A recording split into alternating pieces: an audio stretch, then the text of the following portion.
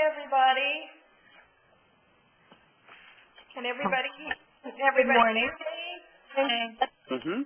And can everybody see the first start of the instruction? Yes. Yes.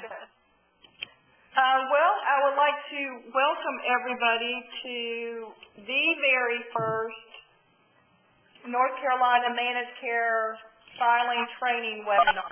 So we are very happy and pleased that we have put together a very detailed manual, and to go along with the manual, these webinar training sessions. We feel like that this would be very beneficial to both of us, so you as single service filers will get a better understanding of what the department's expectations are and a better understanding of how to properly answer the certifications and complete the data grid. What the plan is that we'll go ahead and go through the introduction, the certifications, and then we'll take a 10-minute break, and then we'll come back and we'll go through the data grid. After every section, we will stop, and if there are any questions pertaining to that section, please go ahead and ask. I will remind you that this is being recorded, so you do not have to give the name of your company. And if you think of any other questions after the training session today or reading through the manual, please do not hesitate to send me or Cheryl an email or call us and say, I'm not quite sure how to address this one particular question or area in the data grid. And I hope that everybody, we certainly apologize for all the last minute downloads and confusion. It has certainly been a trying time for us setting up this webinar and kind of learning as we go. So again, thank you for your patience. We will go ahead and get started. This is more for new companies, some single service filers with only vision and dental plans believe that they are exempt from the annual filing statute 58.3.191. However, we'd like to point out that as the statute actually gives a definition of health benefit plan, the health benefit plan found in statute 58.3.167 is not applicable. So the annual filing is applicable for all insurers, and this is full service medical, single service dental, single service vision as well, that offer managed care products and have North Carolina membership. They have to submit the annual filing requirements as outlined in 58.3.191.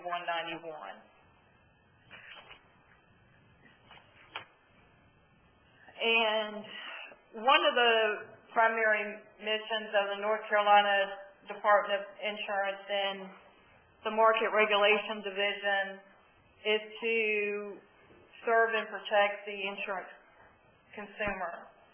So one way our division does this is to review the annual filings that are submitted by the managed care companies. And we view it as a desktop audit and making sure that companies are in compliance as well as they are monitoring their delegated entities and intermediaries to make sure that they are in compliance as well. It is the insurer's responsibility to make sure that their delegated entities and intermediaries are in compliance with North Carolina statutes and administrative codes. I will point out that this manual is truly a step-by-step instructions on how to complete the annual filing. It is not meant to be a compliance manual because it is not all-inclusive of all the applicable statutes and administrative codes that are applicable to insurers.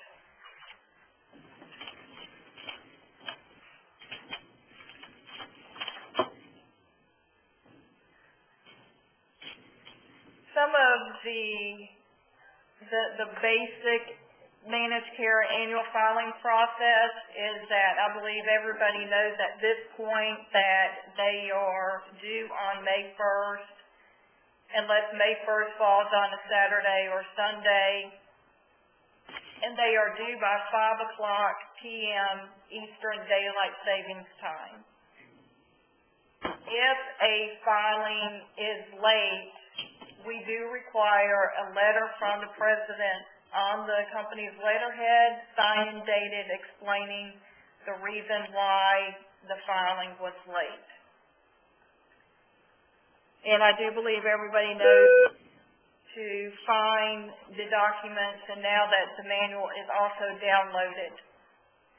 And since we are recording this session, after we get the recording back from WebEx, it is our intention that we will provide a link on our website, and it is my understanding is that it will take you to actually a YouTube site, and you'll be able to hear the webinar from that link.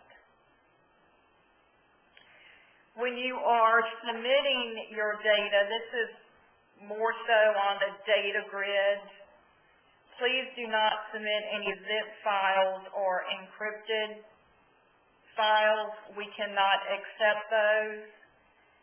And for this year, make sure that when you're filing the Word documents, which is your checklist, your overall attestation, and your certifications, if they are in MS Word or in a PDF file.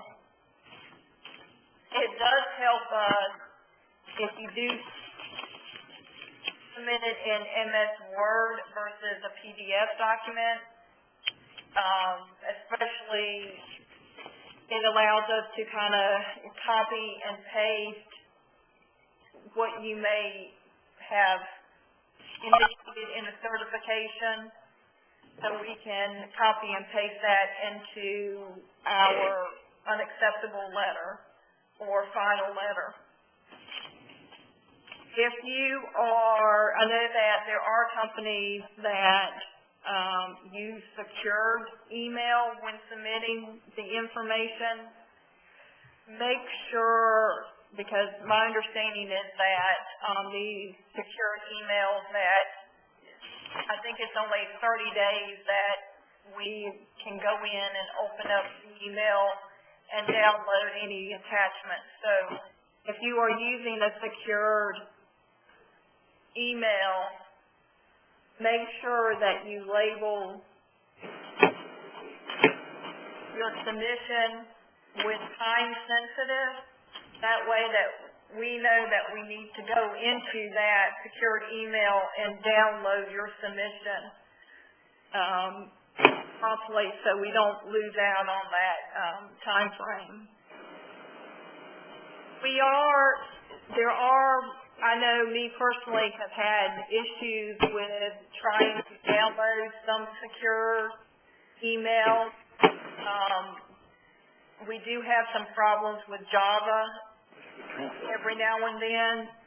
So if it is a situation where we have tried to open up the document or even save the document, sometimes we open the document but have problems saving the document. Usually we will try to work with our IT to try to get that resolved, but if we cannot get that resolved, we will reach out to you and ask you to resubmit that.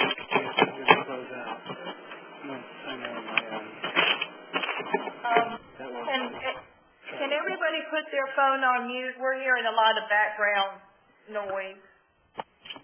Thank you.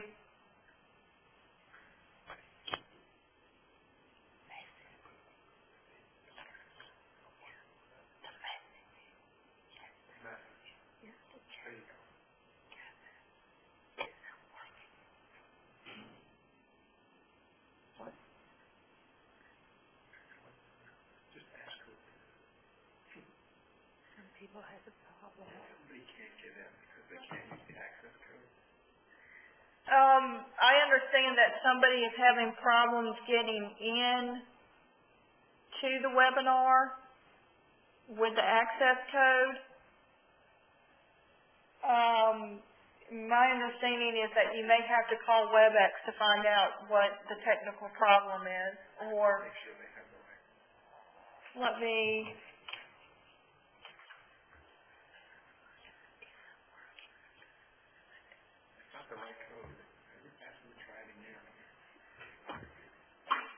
If you would try it again with the access code, if you're still having problems, the access code is 661-940-519.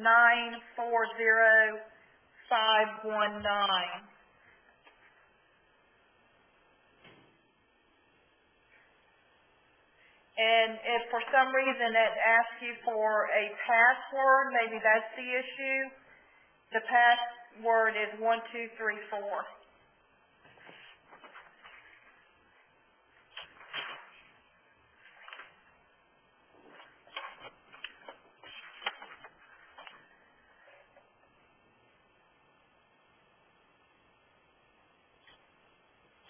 Okay, when completing the annual filing,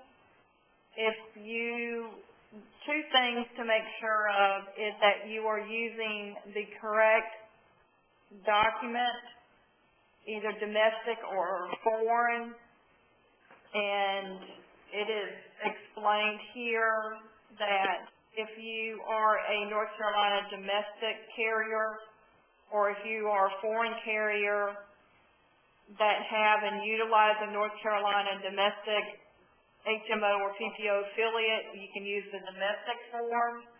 Otherwise, the foreign instruction form will apply. And on page 2 of the instructions, it does outline the certifications in the data grid and the supplemental checklist, if applicable. This is the information that needs to be submitted in your annual filing. Again, we like to strongly point out that late, incomplete, or non-compliant filings may be subject to monetary penalty or further regulatory action as outlined in the statutory code 58-270.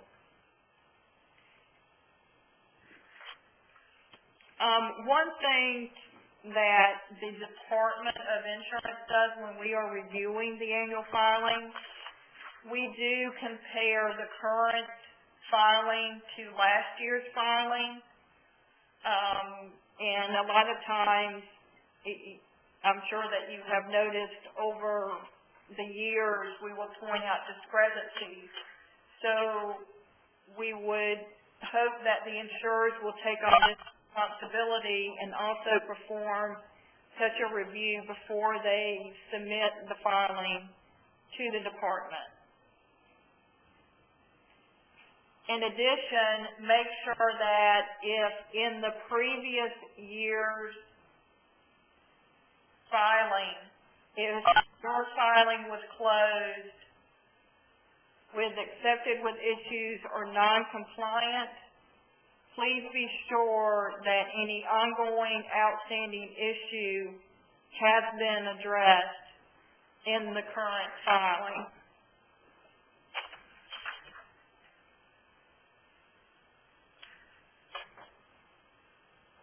And also make sure that there is, from time to time, we will request additional information, such as a copy of your policies and procedures for an area that we are concerned with.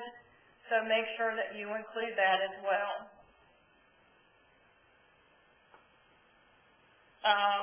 When you're completing a certification and you are not submitting copies of revised policies and procedures due to implementing a corrective action plan, do not submit copies of your policies and procedures. Submitting a copy of your copies of your policies and procedures does not replace you completing the certification. Don't just reference the attached policies and procedures. You have to complete the certification, and again, only submit copies of policies and procedures if we request them or if they are being submitted as evidence of implementation of a corrective action plan that was taken.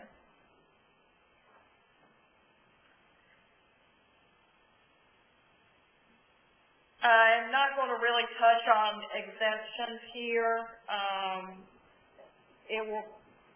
I'll kind of make reference to it in a different section.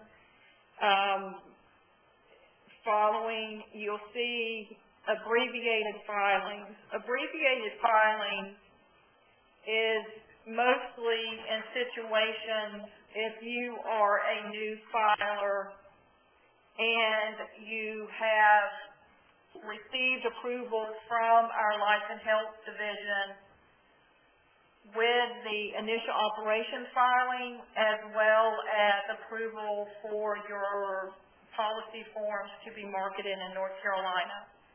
There are cases where it is so late in the year, so if you have less than 3 months data, please contact us and we will give you instructions on how to complete an abbreviated filing. An abbreviated filing is also used if an insurer has decided to officially exit the North Carolina marketplace, or if they have decided to stop actively marketing North Carolina and will terminate current membership. And in that situation, again, if you have less than 3 months worth of data, please contact us and we will give you instructions on how to complete an abbreviated filing. Real quickly, I'll go over the review process. I'm sure that everybody is familiar with this, is that when we get your filing, we will make an initial review. If there are no issues, and what I mean by that is your submission is clean, it was not late, the plan and or intermediary met all of the provider availability and accessibility standards, your filing would be accepted. If there are deficiencies that don't need further action, for example, if it was noted that you missed a provider availability or accessibility standard, and that was the only deficiency found in your filing, we would go ahead and accept that with issues and point out the missed target. However, if there are deficiencies in areas of concern, we will send you an unacceptable letter and we will outline those areas that we have questions about or concerns about. you as the insurer will have 30 days to respond back to us, and when you are responding back to us, I think everybody is, again, familiar with the new process that we implemented where you receive a cover letter indicating that your filing is unacceptable, plus there will be an attachment. Your attachment has 3 columns. The first column will list all of the department's initial findings. The second column is the company's response. So this is the column that you would need to complete, along with attaching any revised certifications and data grids. You would need to submit the entire data grid, but you do not have to submit the entire certification package, just the certification that was revised.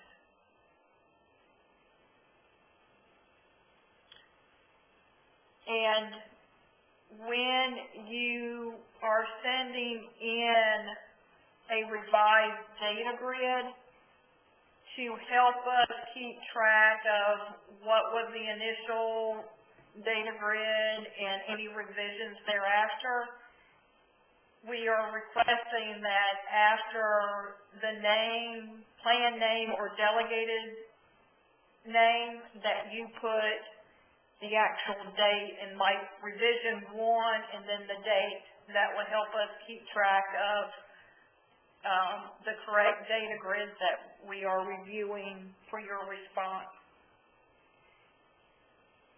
And when you are sending back your response, the attachment, please send that back in the Word document format, not in PDF, because we use this document for the third column, which outlines the department's final actions. If we do not receive a response within 30 days, your filing will automatically close out as non-compliant. If we do receive a timely response, we will review your response and, again, review any certification data grids or any other information that we may have requested. And we would note the final deficiencies and send the letter out to you. This is something new that we are implementing for any filing that is found accepted with issues or non-compliant. We will require an acknowledgement from the company's president of the deficiencies. We have had situations where during an exam, the findings in the annual filings were not passed along to the proper department in order for them to make corrective action.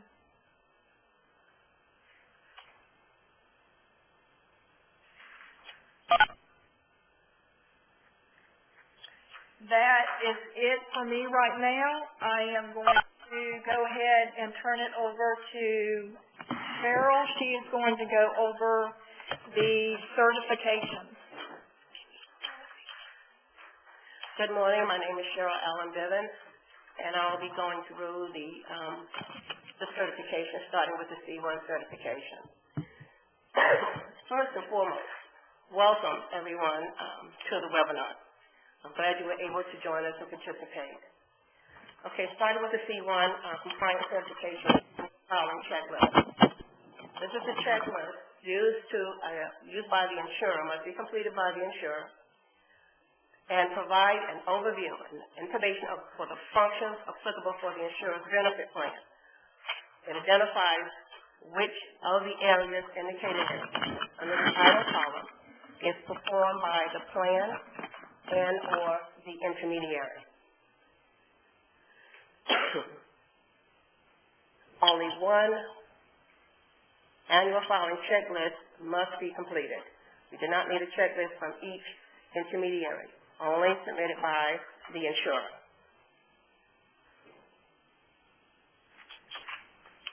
Delegated entities listed on the annual filing checklist must also be consistent with the certifications and the applicable functions for the certification, as well as listed in the Plan D18 data grid.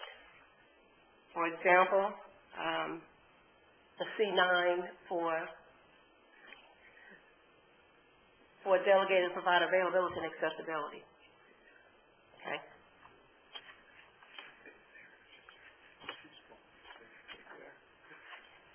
Okay, let's go to the next.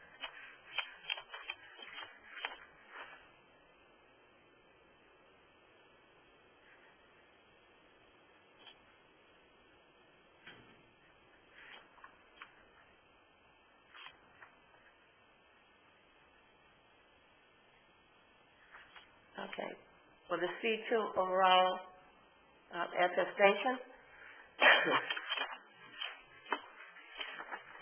this form is completed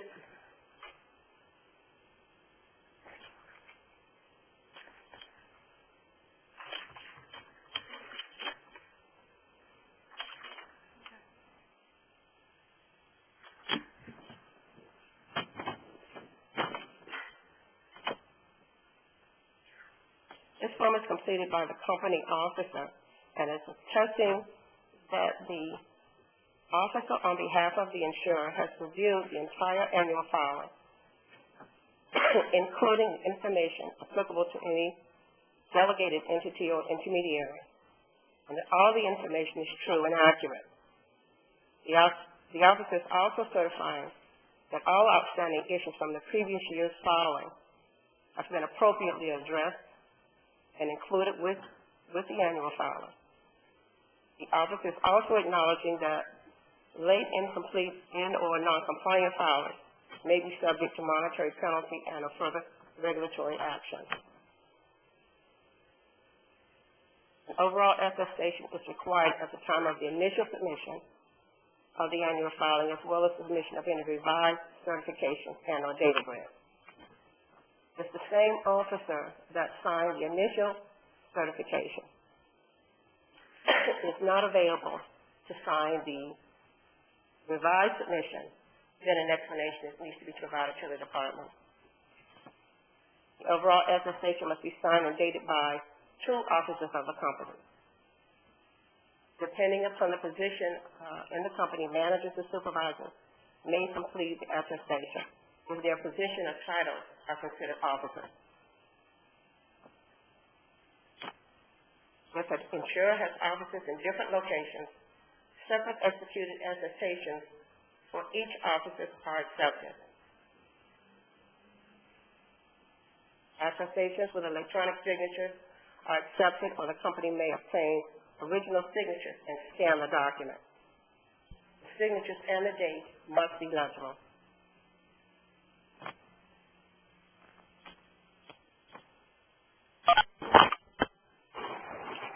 Let's see to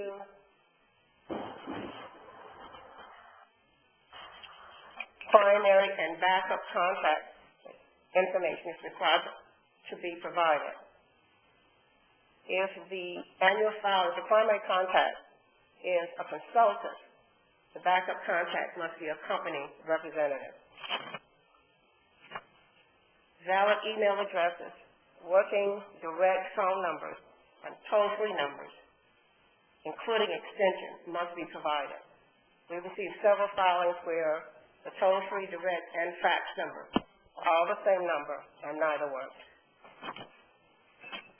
If there's a change in the company contact, the contact information, prompt notification of that change should be sent to either myself or myself, as applicable, as the assigned market analyst for the company. Failure to do so can significantly delay the insured receiving timely communications from the department.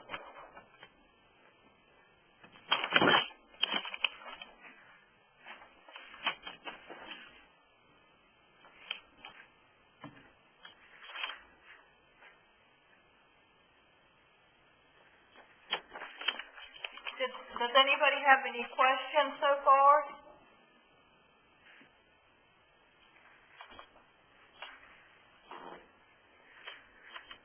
Okay, for the C7 certification, which is compliance certification for intermediary arrangements. To complete the certification, you should insert the carrier's name on the first line. The following line indicates the intermediary. Part 2 of the certification, starting at the section that's indicated intermediary. If the intermediary applicable to the insurance benefit plan should be indicated. If the intermediary subcontracts with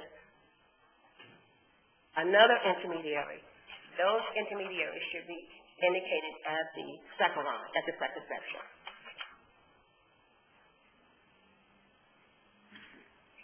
Question 1.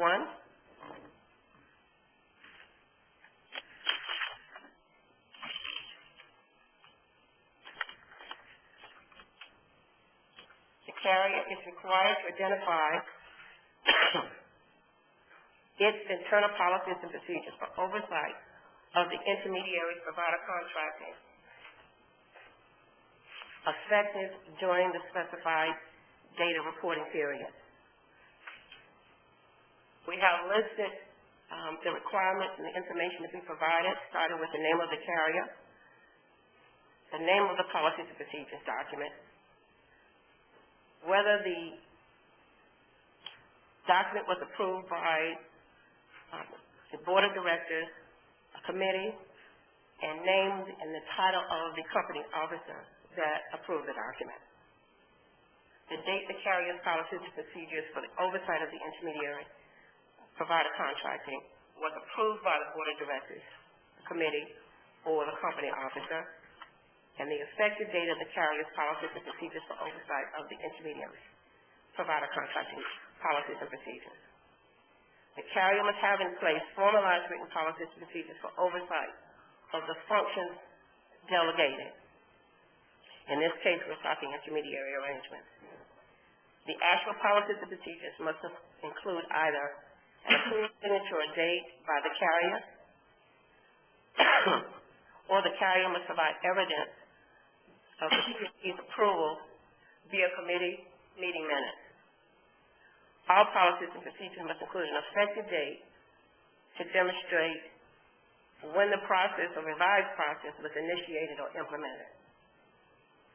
The policies and procedures must also include a description of the internal audit mechanism for reviewing the contract between the insurer and the intermediary organization, for reviewing the intermediary's provider contract, executed provider contract, as well as the audit sample, the time frame for the review, and the frequency.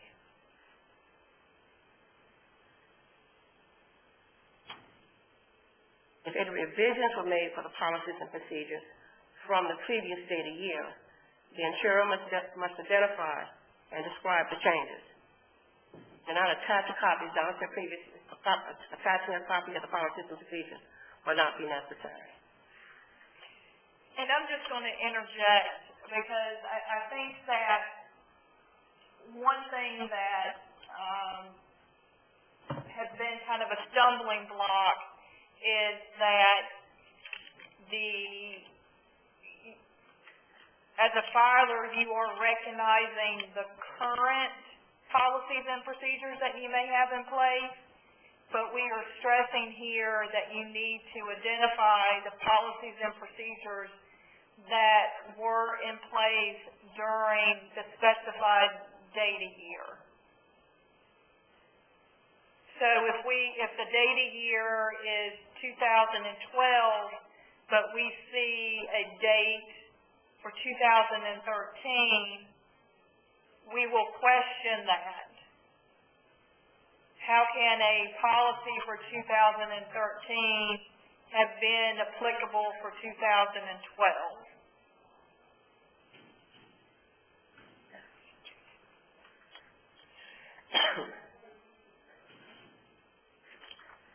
Okay, Donna just pretty much addressed question 2 with you. The carrier is required to specify. Let me back up here just for a moment and say, throughout this filing, the term plan, carrier, and insurer will be used and is used interchangeably. So in question 2, the question was the carrier must specify the date, meaning the month and the year, of its most recent review during the specified data year of the intermediary's provider contract template form. And as Donna just said, if the review date is outside of the specified reporting period, we will be looking for an explanation of that date.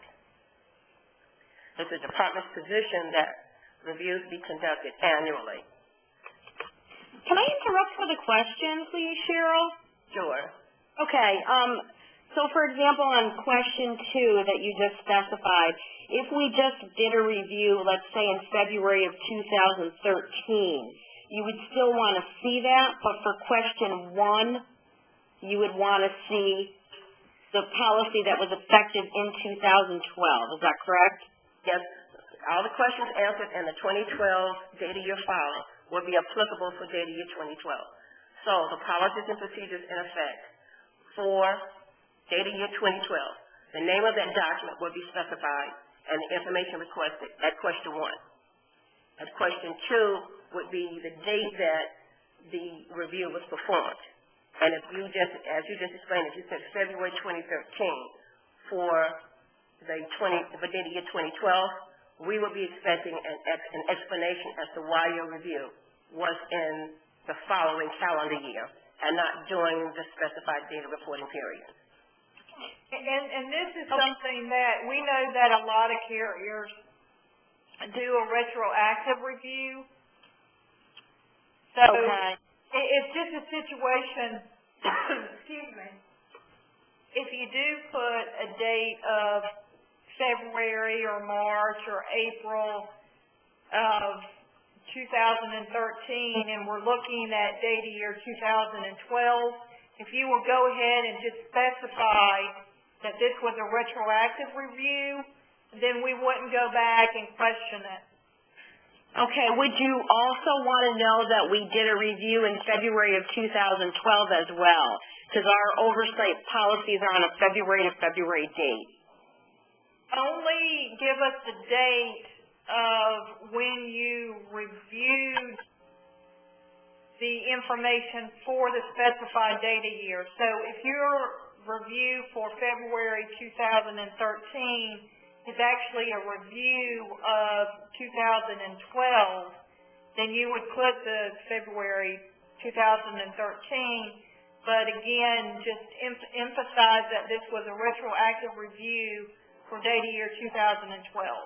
Okay. And during that review, we will, as Donna stated previously, be looking back at your previous year's filing.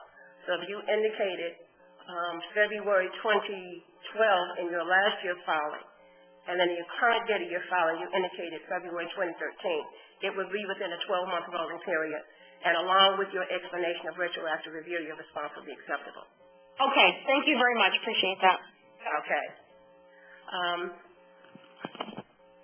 Some points to state going forward in regards to the certification. As we just explained about the review date being outside of the specified reporting period requiring an explanation, about the look back to the previous year's review, any changes in dates or gaps from the date listed in the previous year's filing should be explained. And we received some responses referencing NCQA and URAC reviews by accredited or accreditations by agencies such as those I just mentioned do not replace the insurer's statutory requirement to monitor performance of its company as well as its intermediary.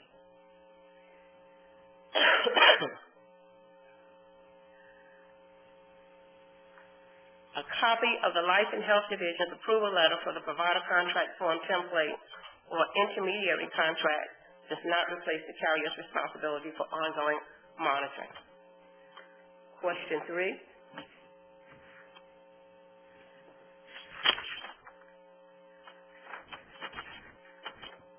The carrier must specify the date, the month, and the year of his most recent audit sampling of the intermediary's executed provider contract during the specified date of year. The audit sampling must be selected by the entity performing the audit. If the carrier audits the intermediary, then the carrier must pull the audit sampling. If the intermediary audits the subcontracted intermediary, as referenced on the first page of the Monitoring Activities Part 2 of the C7 certification, then the intermediary must pull the audit sampling. The sampling must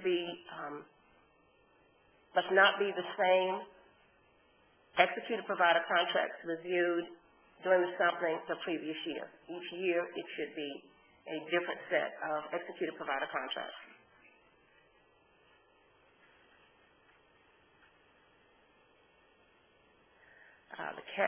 The carrier should not limit its sampling to only new executed provider contracts. The audit sampling must include a fair representation of all executed provider contracts, including newly contracts, and renewed provider contracts during the specified date of year.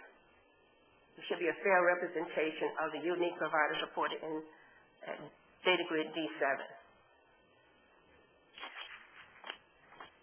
Question 4.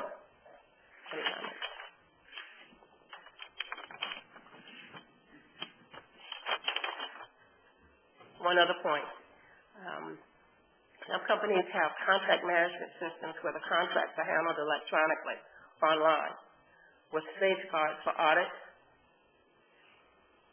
That does not exempt the carrier from performing the required oversight to ensure the contracts are compliant by pulling actual sampling of executed provider contracts.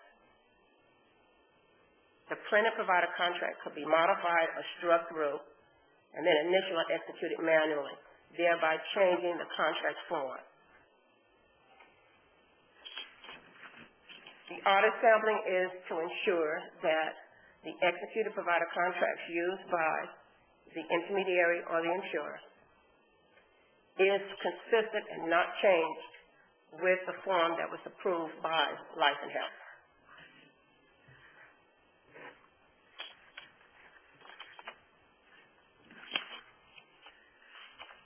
Question 4, the carrier must specify the date of its next anticipated review of the intermediary provider form template and audit sampling of the intermediary's executed provider contract. Once again, the department's position that reviews and audit sampling should be performed annually. Question 5, the carrier must specify the number of the intermediary's provider contracts reviewed by the carrier.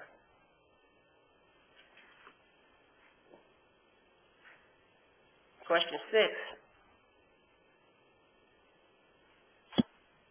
the carrier must specify whether a subcontracted intermediary was used. If yes, specify which organization. The carrier or the intermediary conducted the oversight of the subcontract intermediaries, policies and procedures, provider contract form template, and audit sampling of a subcontracted or intermediary's executed provider contracts, and provide the name and title of that person. The carrier must specify the number of subcontracted intermediaries, executed provider contracts reviewed, and specify the date of the review.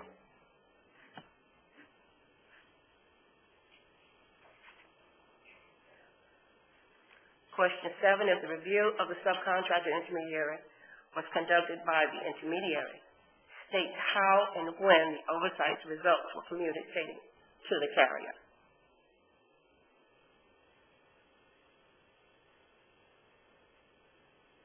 If the Review was conducted by the carrier. This question isn't applicable as the carrier would report the results in their review in question answer number 6.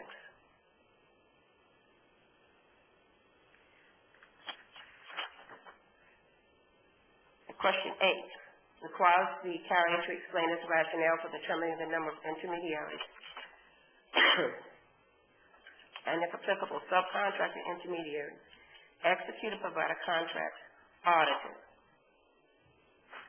The carrier must be able to justify the number of executed provider contracts reviewed. The department does not determine the number of executed contracts that must be audited. The number reviewed must be a fair representation of the number of unique providers participating in the network as indicated and reported in Data Grid D7.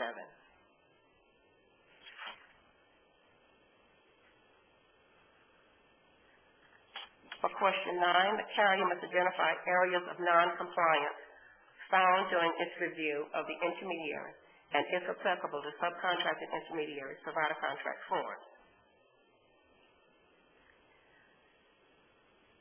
If applicable, the carrier must include the corrective action plan, whether the areas of compliance were determined to be a systematic error or problem, or an isolated issue. The carrier will also need to describe the effect on previous year's executed provider contracts and how the issue was corrected going forward. For domestic insurers, you're required to document in the certification the corrective action taken, including the implementation dates for the areas of noncompliance found and addressed in question 9. For foreign insurers, if the deficiencies were found in either the prior year's filing or the current year's filing, the insurer is required to provide evidence documenting actual implementation of the corrective action plan. The evidence can be in the form of committee meeting minutes, revised policies and procedures. The evidence must contain a revision date as well as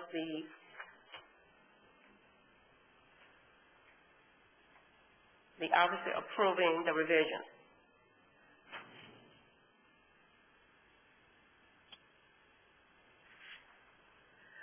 Simply indicating that the internal procedures have been revised is inadequate.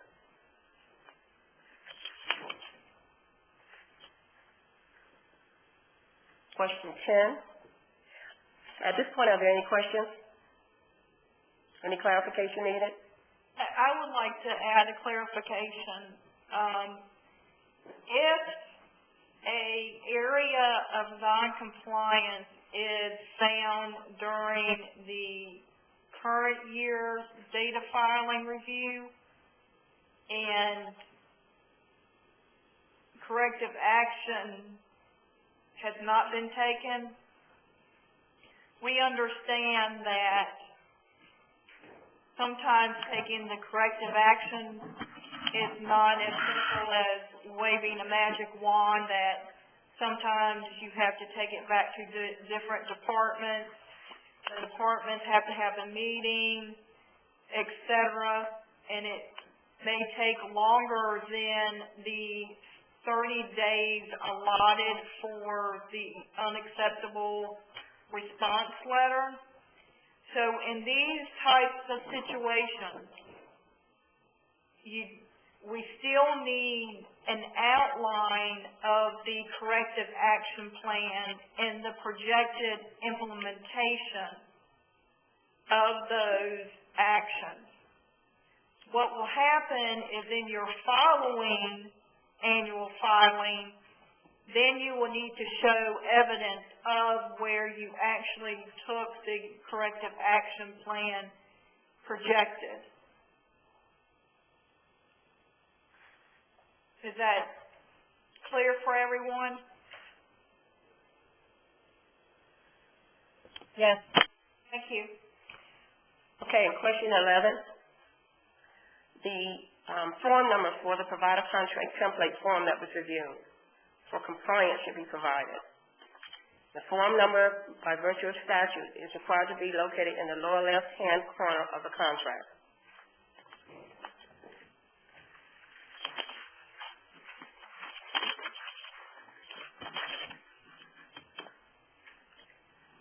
Question 12.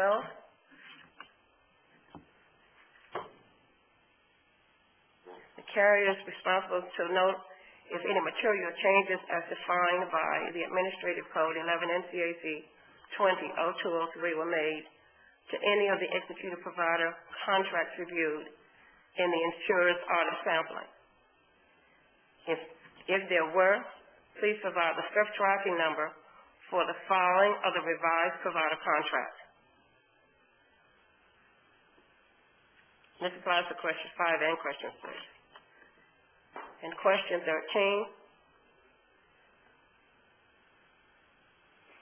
And the answer as to whether any material changes is defined by the Administrative Code was made to the contract between the carrier and the intermediary agreement. Once again, if yes, provide the self-tracking number where the revised contract was filed with the Life and Health Division.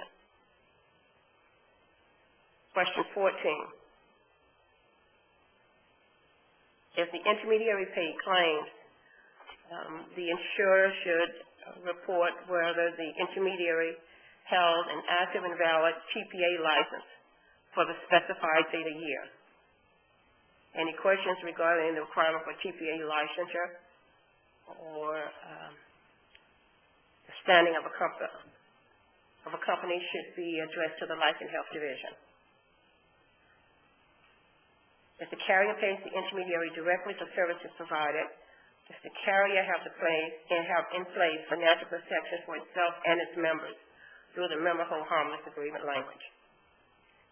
If no, please explain. So in other words, if you have something else in place for financial protection, provide that information.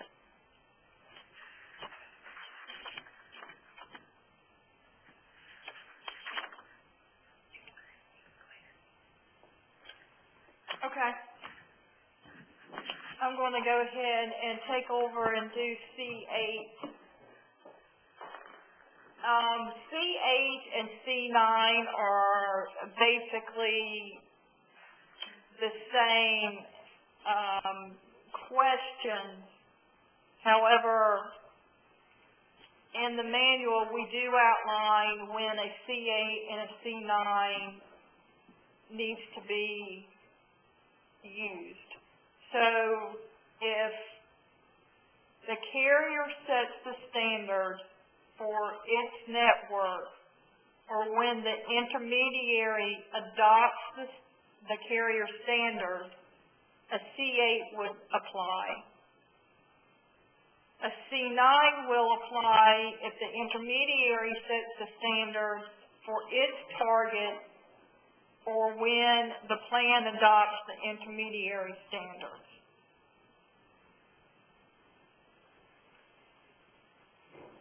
The C8 certifications are needed for each intermediary that adopted the plan standards as well as the plan itself. And again, when the insurer should do a lot of cross-referencing reviews before they submit it to the department. One being that make sure that you receive a C8 or C9, depending on the situation, for the intermediary that's listed in the D18. And if the intermediary sets the target, they will have to be listed in item number C9 in the annual filing checklist C1. So we have a couple of different scenarios. When the plan sets the target and the plan also monitors their own standards and also runs and furnishes the reports to support the results that are in the data grid, you would need to complete a C8 certification Within that certification, and we'll see as we scroll down, you would identify which standard is adopted by the plan. And as we scroll down more, as we get into the heart of the questions, you would identify the report that the plan ran to support the results of the network performance. And in this situation, you would use the plan data grid, and you would record the standards in D10, D12, and 14, and then the results would be entered into plan data grid D11, D13, and D15. The second scenario would be if the plan sets the target, but the monitoring of the network is completed by the intermediary. So in this situation, you would complete the C8 certification and back up in the first page, you would enter the plan name, the carrier or the insurer, and then you would enter in the intermediary. You would also enter that information here on part 2 of the certification, the name of the intermediary. Again, you would identify the standards that are established by the plan. And in the applicable questions, you would identify the reports that were supplied and furnished by the intermediary that will support the either the network density, whichever the applicable provider availability standard it is.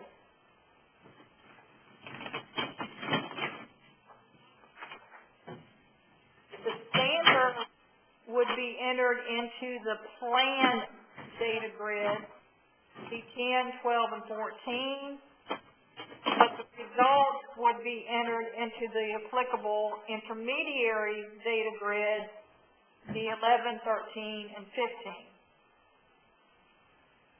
There could be situations where you're completing both a C8 and a C9.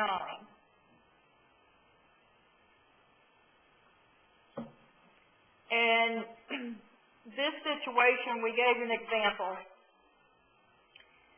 If the plan sets the network density standard and the driving distance standard, and the intermediary adopts those standards, the C8 would be completed. However, if the intermediary sets appointment wait time and monitors appointment wait time, a C9 would be completed for the appointment wait time. And in the C8 certification, you will only want to address and answer those questions applicable to network density and driving distance. For those questions that pertain to appointment wait time, you can simply refer to C9. And then in your C9 certification, you will only address those questions pertaining to appointment wait time. So any questions pertaining to network density or driving distance, you can simply refer to the C8 certification. We have had some situations where the plan actually uses benchmarks or minimum requirements to review an intermediary before they decide to contract with that intermediary. And if they find that the intermediary's standards meets or exceeds those standards and then decides to contract with the intermediary and adopts the intermediary's target, then a C9 would apply.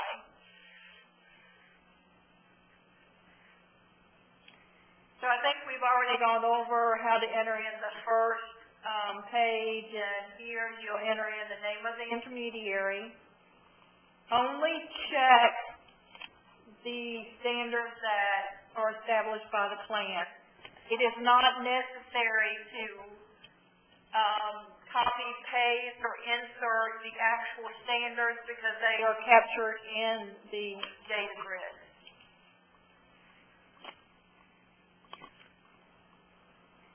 Question 2, you want to identify the version of the carrier's policies and procedures for provider availability and accessibility effective during the specified data year. Again, we're looking to make sure if you gave us a revision date of 2013 and we're looking at 2012, we're going to question that. Another situation would be is if we know that there's been changes to a statute or administrative code and you gave us a date of 1999, we will question that. So question 2 just indicates that you have to identify the PMPs, the identification number, the name of the policy, who approved it, the date that it was approved, and the effective date of the policies and procedures.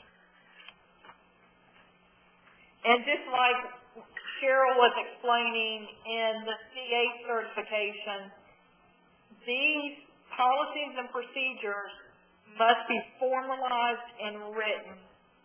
And also, and what we mean by formalized, this can be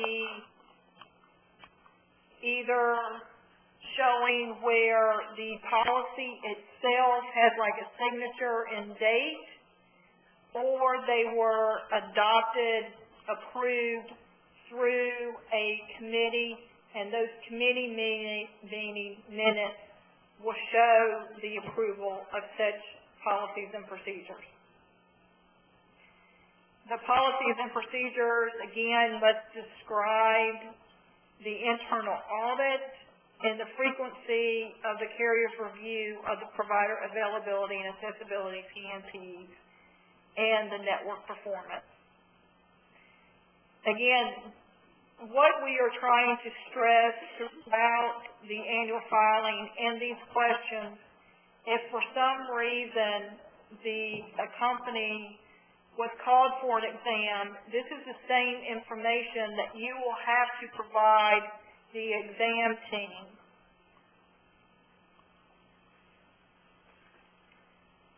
Again, if there's a revision, just briefly describe what the change is. Do not, attach a copy of the PMP unless for some reason we request it.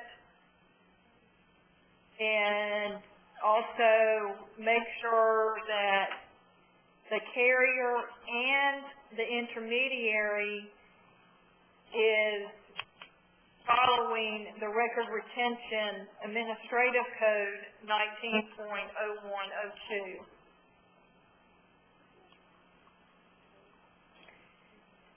Also, you will see down below, when we get further down into the questions, there is a question that talks about if any standard was changed during the specified data year. If we see where you answer yes, there should honestly be a corresponding revision date for question 2 where you change that standard in the policy.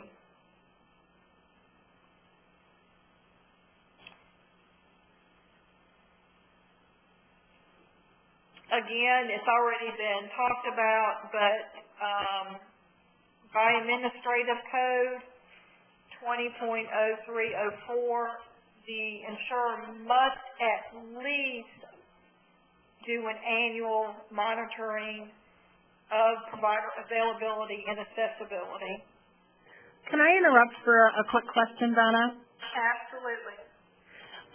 If we had a change to the standards and they were submitted for review, should we be using the new standard or the old standard?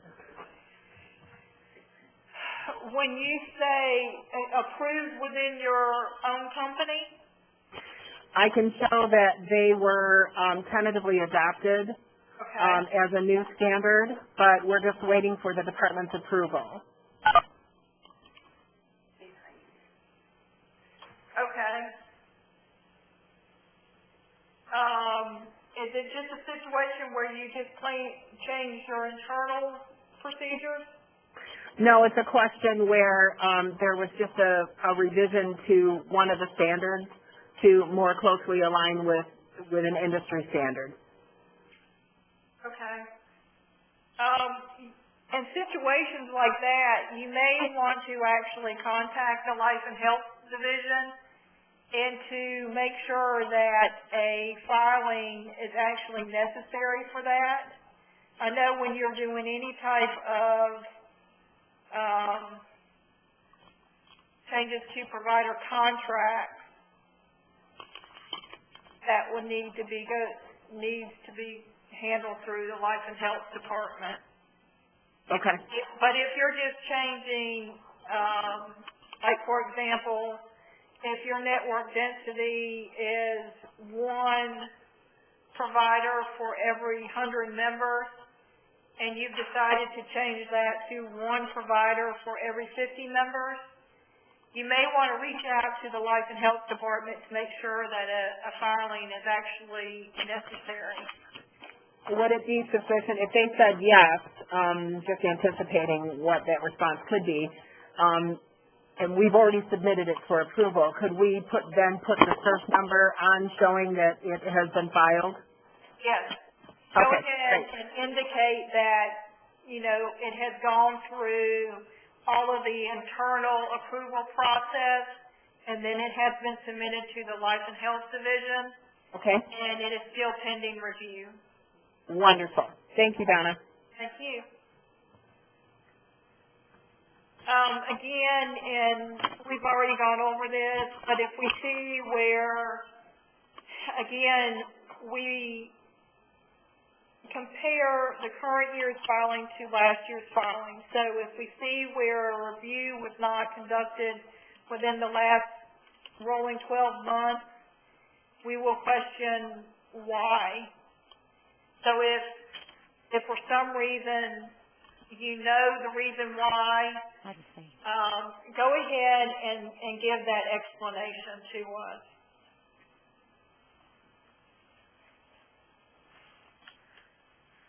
And again, just providing proof that the Life and Health Division approved the provider availability and accessibility policies, because sometimes we have seen in the past where the policy is 3 years old, 5 years old. That does not replace the monitoring responsibility of the insurer for provider availability and accessibility of its own network and the intermediaries network. The three, very simple. You just need to specify the most recent review of when you reviewed your own policies and procedures. 4, you would need to indicate when you anticipate to conduct your next annual review.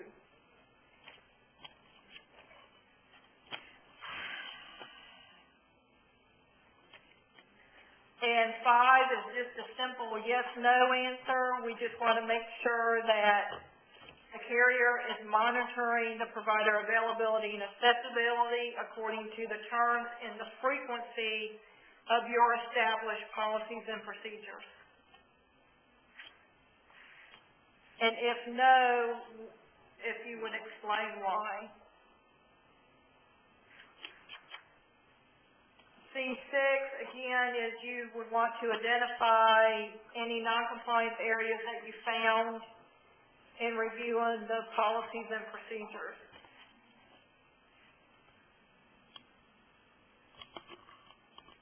Okay, 7, you would want to identify the report that was reviewed by the carrier to determine if network density standards for the specified data year were met.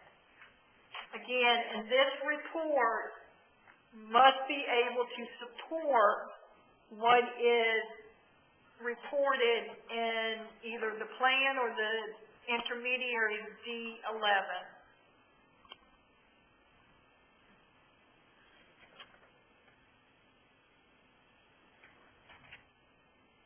And then D8, expanding on that, we would want to know the date of the report, the time period the report covers, and when the carrier reviewed the information on the network density standards and the actual results. So, again, it's important to note, and we'll get into more of this in the data grid, but it's important to note that network density and driving distance standards must be based on December 31st. That does not mean that you have to run the report exactly on December 31st, but when the report is ran through whatever department is responsible for providing reports, the end date or the effective date, depending on how it's programmed, needs to be December 31st of the specified data year. So it should capture that information correctly. In D9, you would want to specify if any network density that was not met, and explain if any corrective action has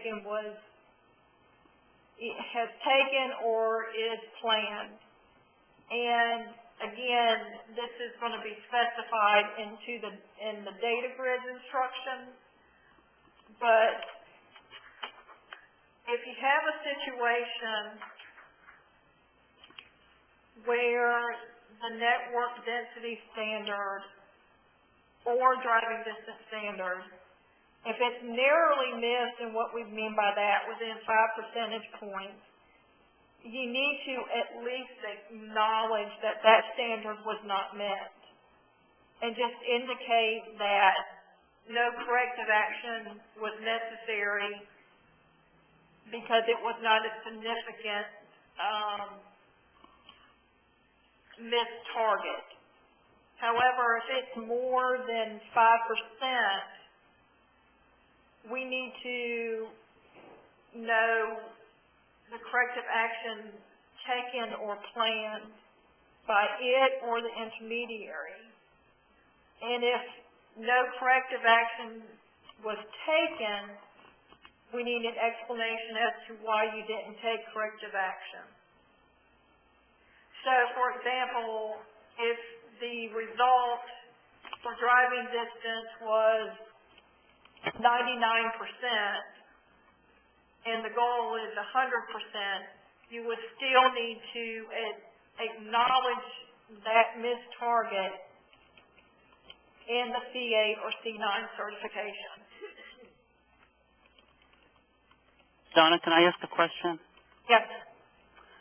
If you determine, after going through your analysis and then kind of looking at the available providers in North Carolina, Yes. It's possible we could determine we just had a bad standard and that there just isn't any available, let's say, specialists that you can recruit into your networks.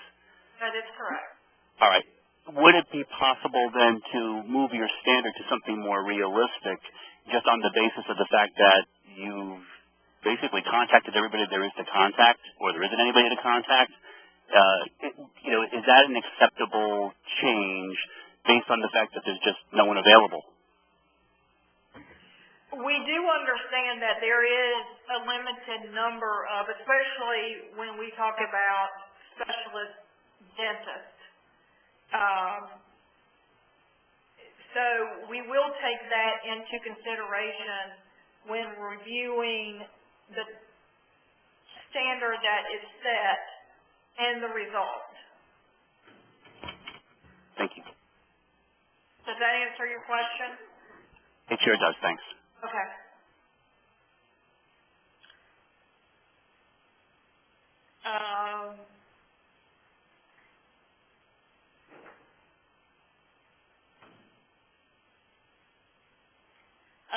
Question 10, 11, and 12 is basically the same thing as network density, but where you're describing driving distance standards. Okay, for 13, this is getting into the heart of appointment wait time. So, for question 13, the carrier needs to specify if a member satisfaction survey or if a provider survey was used to determine the appointment wait times during the specified data year. Again, remember that the results must be based on the North Carolina membership only.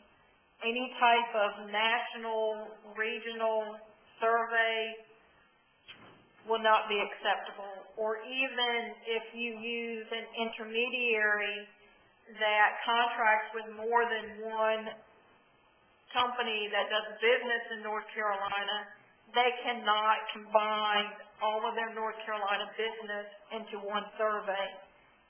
All member surveys have to be specific to the plan. The other issue in regards to surveys, and I know that we have touched this during unacceptable letters, the carrier needs to be sure that whoever survey is being used, that the survey questions are adequate to truly measure the actual target. And what we mean by that is that if you have a target of driving distance, one general dentist within 50 miles, your question would be on the survey, were you able to, this is appointment wait time. And I know that driving distance is sometimes included. If the appointment wait time is within 10 business days for a general dentist, the question would be, were you able to get an appointment with your general dentist within 10 business days? Any type of vague or general questions such as, were you able to get an appointment within a reasonable time? Those types of questions are unacceptable. Every person's definition of reasonable could be different, and it doesn't truly measure the actual standard. Donna, I have a question. Yes. We struggle with our wording of our question to comply with what you want us to say, and I wonder if it might be easier for all the carriers if you guys gave us the questions that you wanted us to ask. So then there'd be consistency with all the carriers, and we wouldn't have this,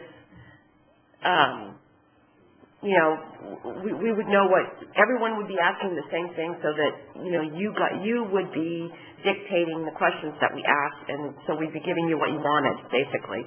Well, basically, it would be the same question. The question would tie back to your actual standard. So, were you able to get an appointment within whatever your standard is for X provider. That's the question structure that we would like to see.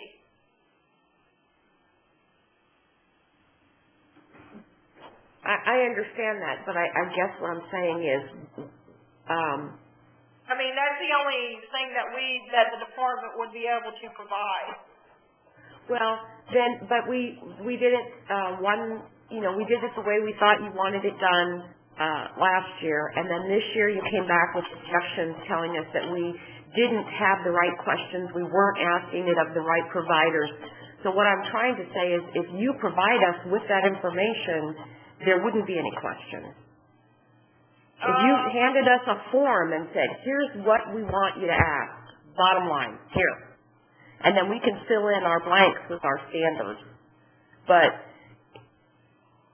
because this year you've asked, okay, now we need to break it out by all the individual providers. And I'm speaking specifically... See, that will depend. I know that there are some companies that when they set a standard, they set the standard for all participating providers. Right. Okay, so that's one scenario. So when you do your appointment wait time in the questionnaire, you wouldn't have to specify the provider type.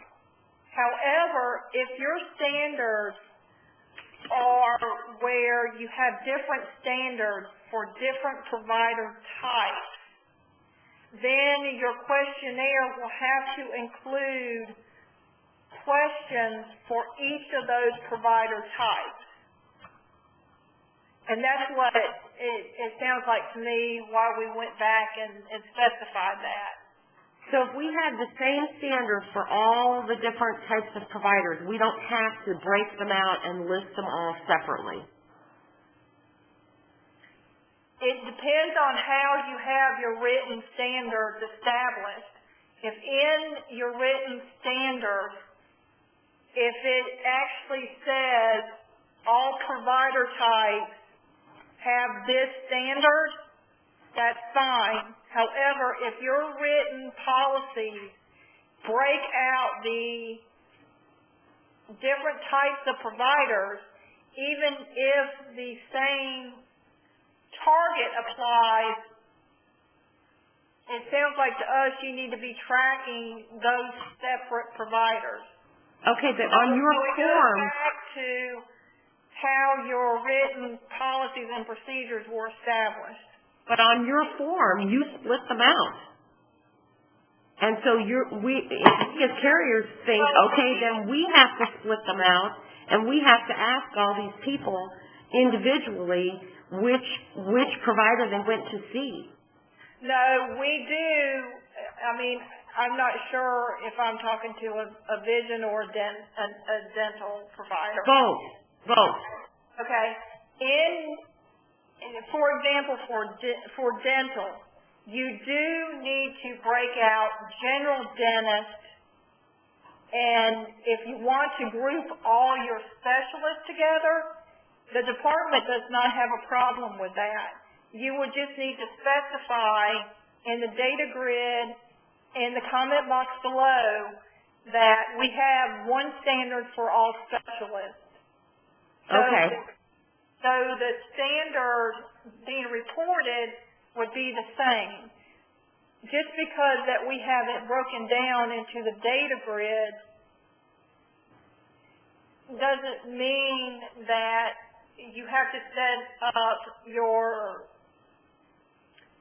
written policies and procedures the same way. But we do want you do still need to break out any type of general provider versus a specialist.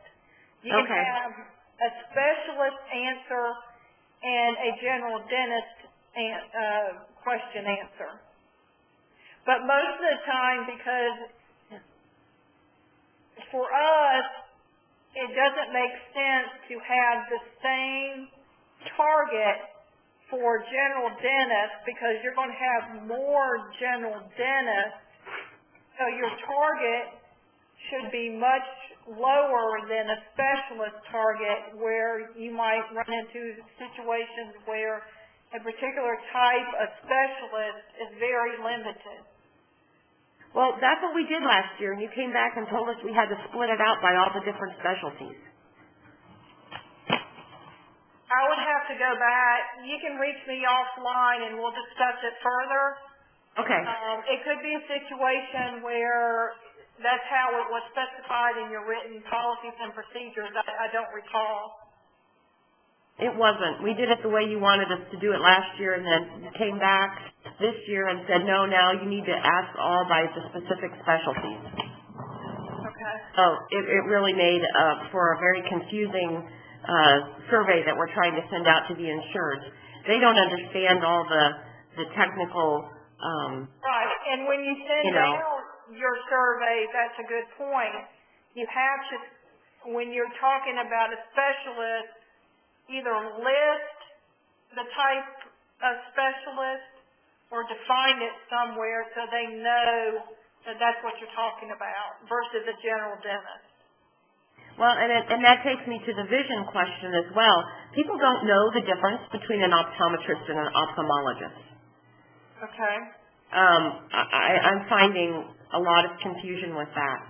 And, you know, I know that you guys want us to split it out, but, you know, a lot of the people, they don't understand. And so rather than answer the question, they don't.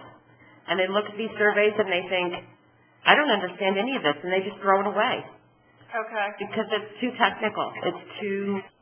And so it's extremely frustrating, the amount of money that we spend trying to get this information for you, and we don't get very many responses because people don't understand. Okay. Well. And I'm just voicing frustration at the time, effort, energy, and money that goes into this. And what truly is the state getting out of this information? Because, I mean, just speaking for my company, I don't know about the other carriers, if they have great success in getting people to respond to these surveys, and if they do, I sure wish they'd share how they do it. You know, I have seen, and I don't recall if your survey does this, I have seen many surveys that give a incentive to members to return the survey indicating that you would be entered into a drawing for a $50 gift certificate for somewhere. I don't know if that's something that you do, but if you just contact me offline, we'll discuss this issue further. Okay. All right. Thank you. Excuse me, could I do one follow-up on that? Yes. As far as vision, where the standards could include ophthalmologists and optometrists, but the vision coverage is routine vision, where the services provided don't make any difference whether or not the individual is an optometrist or an ophthalmologist. Even if the standards mention that both provider types and are the same, I mean, there's really no reason to break it out because the services aren't broken out. But here's a question. I mean, is it important for your company to know that you have an adequate network, and if you don't care if you have ophthalmologists or optometrists, how are you tracking that? Well, I'm not really sure what you mean. Basically, the intermediary knows whether or not they're an optometrist or an ophthalmologist, and they count. They total those figures. But to the individual who's getting routine vision services, it doesn't matter because the level of service doesn't change. So there's no need to... But when you do your survey, if they saw an ophthalmologist, how are you making that distinction? They don't, because it doesn't matter. The only way it matters is if we're forced into asking the question separately, because nobody cares. we don't care, the intermediary doesn't care, and the people who are getting the routine vision care don't care. They're just getting their glasses. Okay, so if there is a problem, how do you go back and correct it? How do they go back and correct if there is a problem with a ophthalmologist office where they are routinely not making appointment wait times within the standards? How is that tracked? Well, the individual whose survey is being taken is tracked, and therefore the provider that provided that service would be known due to the claim on the individual that was being contacted. So we don't have to identify the provider by asking the individual. That's tracked before they're ever contacted because they know they're a North Carolina provider, they know they're North Carolina insured. All that information is determined before the survey is ever taken. If there is a way to track that and your standards are all the same, the department does not have a problem with that. We have to be able to identify any type of provider office that is having a problem with meeting the availability and accessibility standards. Right. Okay, I think we've answered our question. Okay.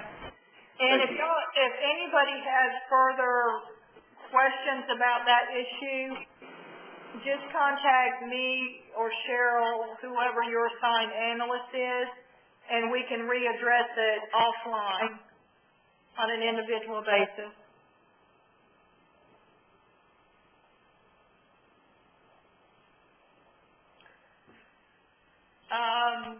Again, if there is a situation where you're using a provider survey,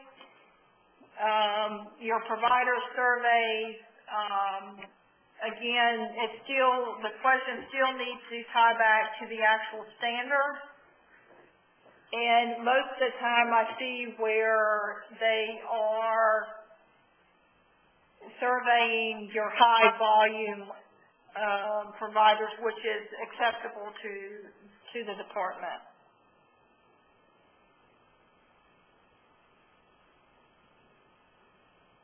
And in 14, you want to specify the date of the survey, the time period the survey covers, and when the carrier reviewed the survey responses. There is, in talking about the surveys, it is a situation where the department is talking about adding some quality management to PPOs. So this is only a recommendation and a suggestion. But on page 52 of your manual, we are suggesting that you add a couple of questions to your survey. Again, this is not a requirement, but a suggestion and recommendation by the department. And the two questions would be is how long a member has to sit in the waiting room before being called back to the examination room, and then how long a member has to wait in the examination room to be seen by the actual provider. We have had situations where they are called back from the waiting room to the examination room on a timely basis, but then sit in the examination room for 30 minutes or even longer to see the provider.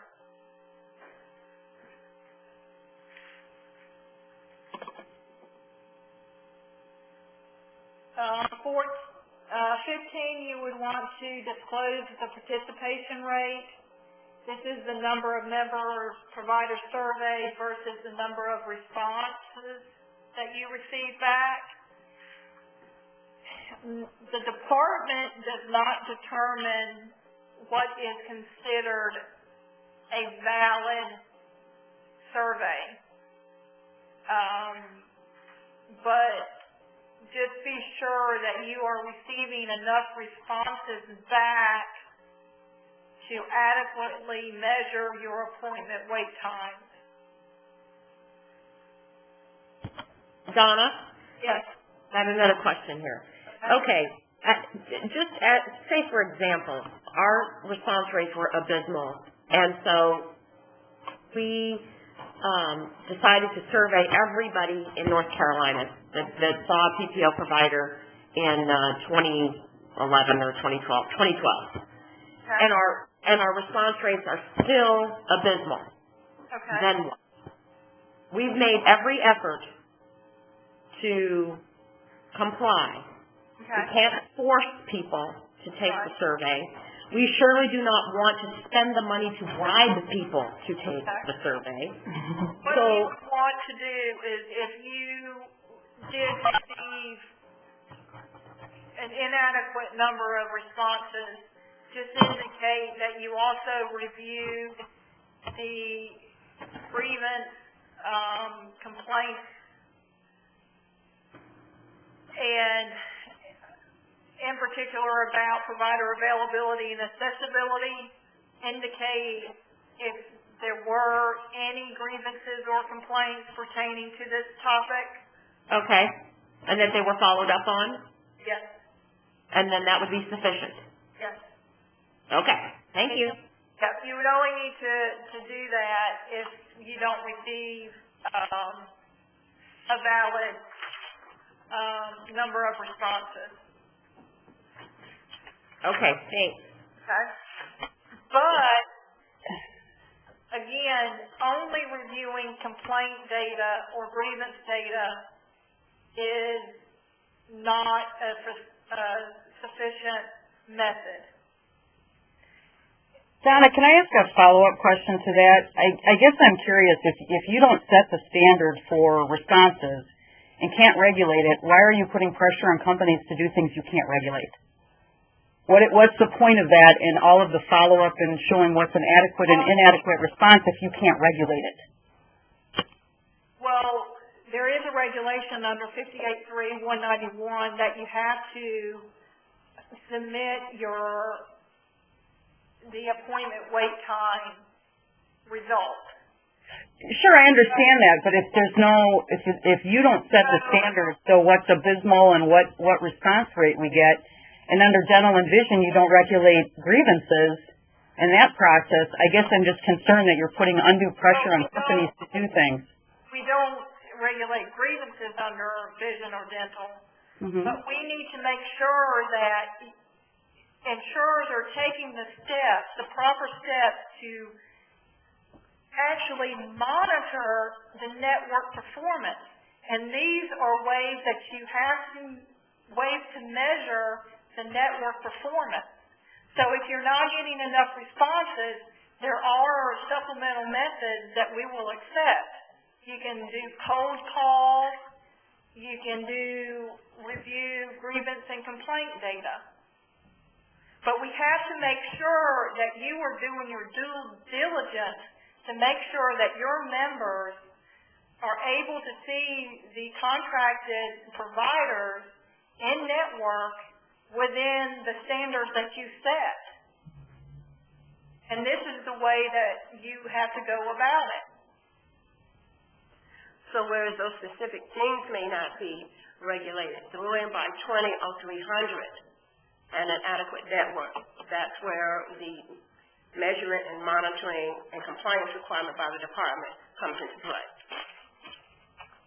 Sure, I certainly understand the need to make sure that we're monitoring what our folks are doing and all of that. It's just this product, dental and vision, is so different from regular health care that I know a lot of this was originally written for that type of product. So a lot of these things, especially vision, which is just well care, going in and getting an eye exam and glasses, is a lot different than some of the other medical services that would have originally fallen under these. So it just puts extra pressure on the companies. I understand where you're coming from. Donna, can I ask if we're going to have time to get to the data grids? Because I have data folks in the room that need to get to that. Yes, we're almost done. with the certifications. And we'll get right into it.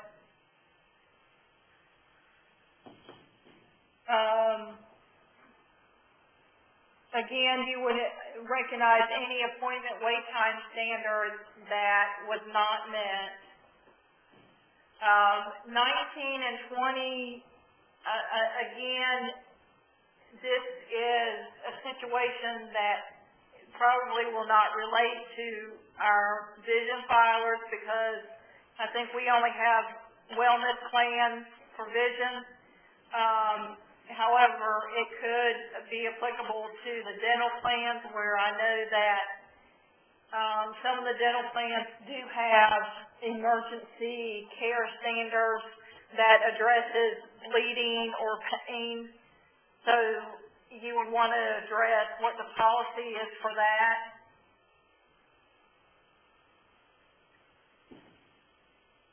And 21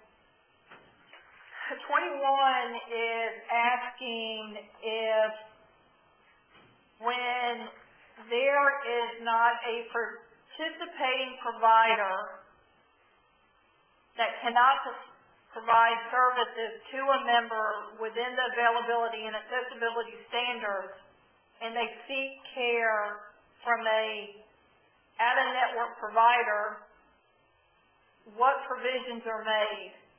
As far as, do you require prior authorization? If the member went on their own to see the non-PAR provider, do they have to file a grievance for reimbursement? And if the member is balance billed? 22 is asking for the carrier's actual disclosure provisions on how they communicate this to its members. So, and to identify the actual document that the disclosure is in and provided to the member. So is it in the member handbook, enrollment materials, or the certificate?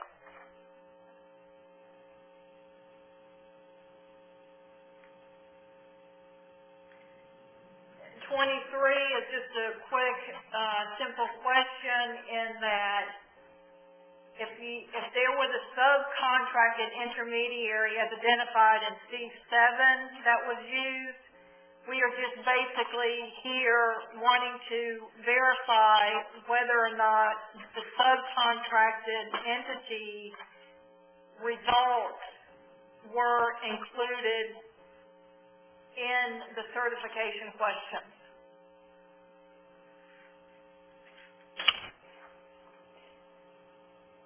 The only difference between C8 and C9 is, again, for C9, it's where the intermediary sets the target. And also within the C9 certification, you would have to identify the intermediary's policies and procedures for provider availability and accessibility during the specified date of year. And in the manual, it outlines the information required. And then you would also, for the insurer, you would have to provide the oversight policies and procedures for the delegated intermediary provider availability and accessibility. So does anybody have any questions at this point before we dig into the data grid?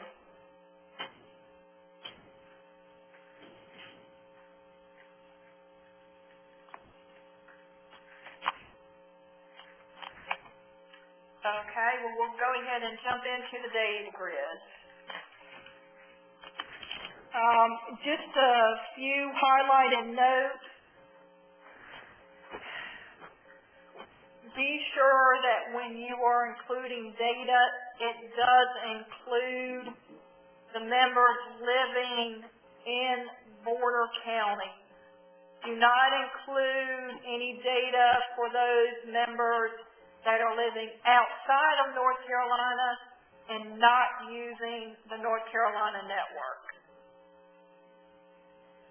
I think everybody knows that at this point we have some interaction functions where if you check HMO. Well. Hello? Listening to a conference call.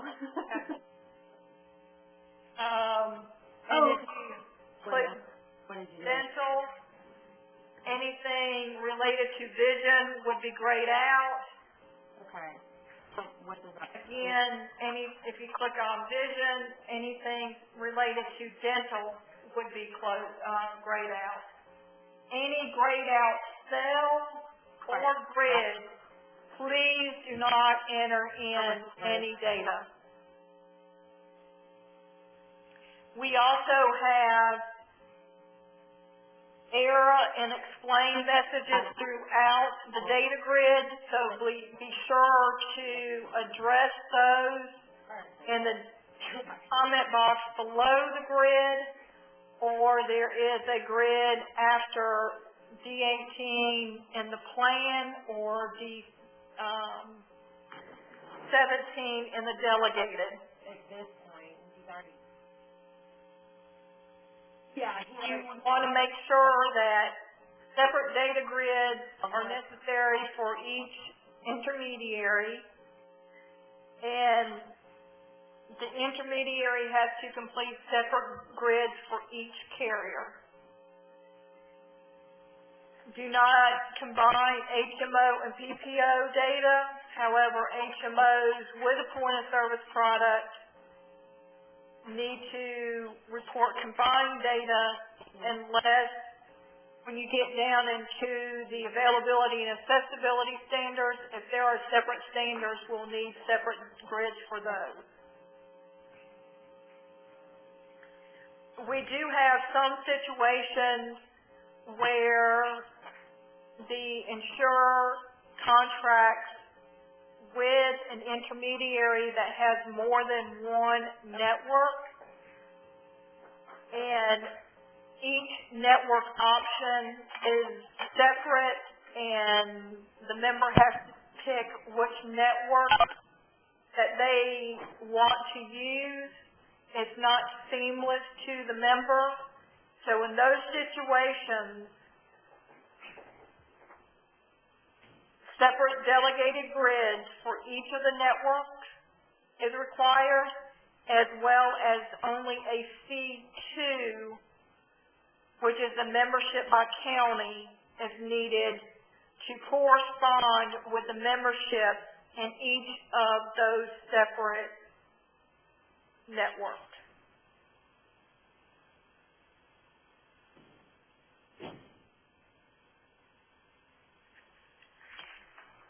Okay, so on the cover page, again, it's very simple. Make sure you check a box. If you don't check a box, there's an error. If you check more than one box, there's an error.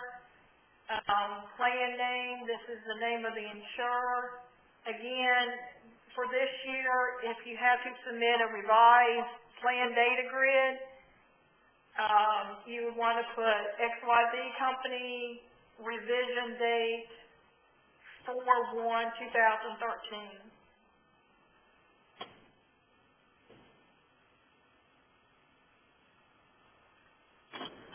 For D1,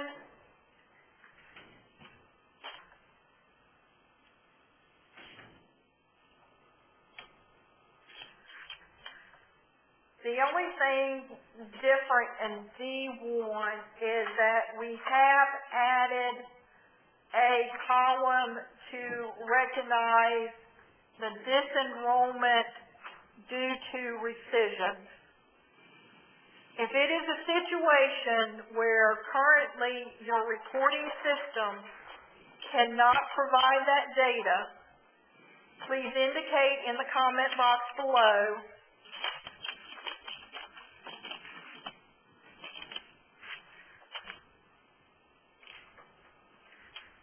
And also indicate when it could be available where your system can capture that information. If you're an HMO, you'll have to submit the member month and the members split by your HMO product and point of service product. If these two counts do not match with the total count in your first grid, you will get an error. If your membership includes any association business, please be sure to provide the name of the association in the comment box below the data grid.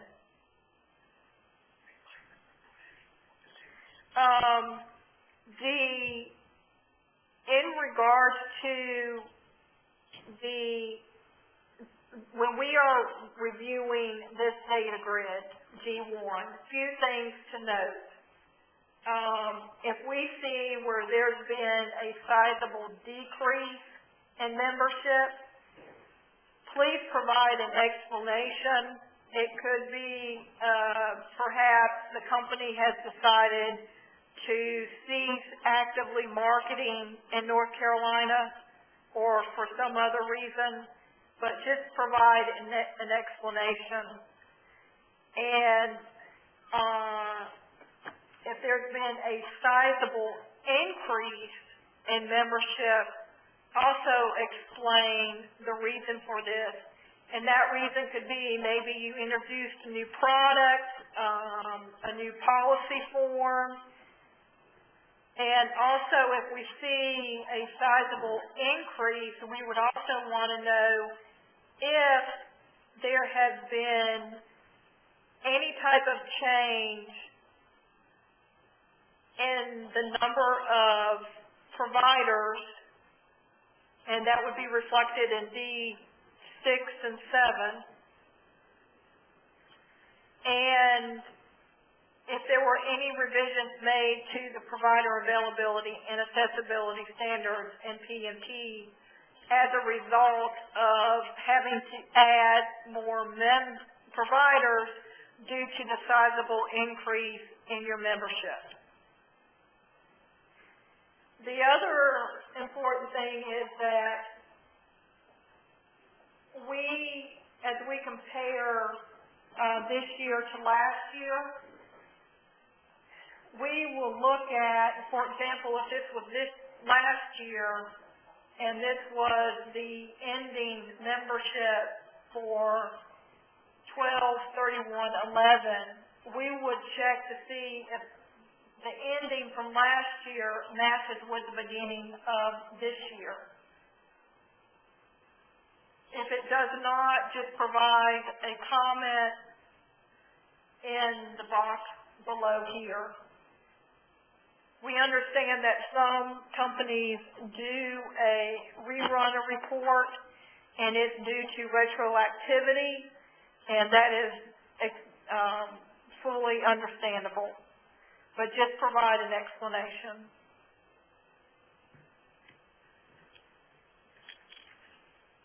Okay, does anybody have any questions?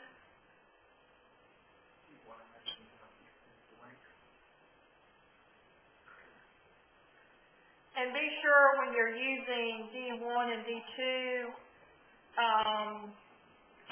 do not leave a cell blank, use zeros. For D2 is you would want to capture the North Carolina members by county. And again, to stress, North Carolina actually, a member can live or work in North Carolina. And then down below we have two boxes here where you would capture North Carolina members living in border counties and that are using the North Carolina network, because they should be included in your results for provider availability and accessibility. Your second box here is those members living outside of the state and not using the North Carolina network. This total here for D2 should match with the total in D1. If it doesn't, go back and make sure you entered in your numbers correctly. If there still is an error, you have to provide an explanation in the comment box.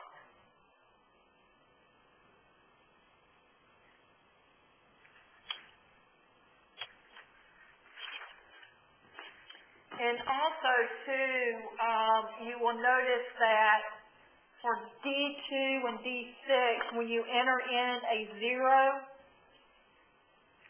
we did this for the purpose of making it easier for you to compare where you have 0 membership and 0 providers.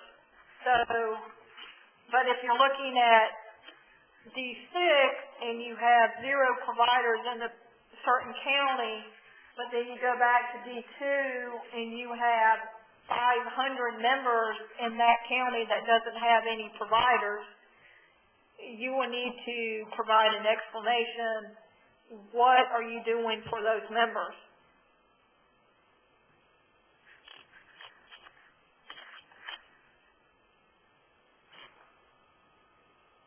Okay, for D6, and again, I am just using the plan.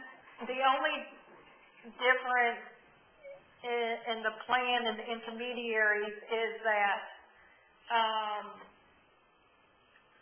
the intermediary data grids do not have any of the membership data. And the questions would be a little bit different when we get further down into the provider availability and accessibility. But for D6, you want to check whether, and again, this is the plan, so if the plan has its own network, you would want to check the plan. If the plan does not have its own network and uses the intermediary, you would want to check the intermediary. Again, any box unchecked, or if more than one box is checked, you will receive an error.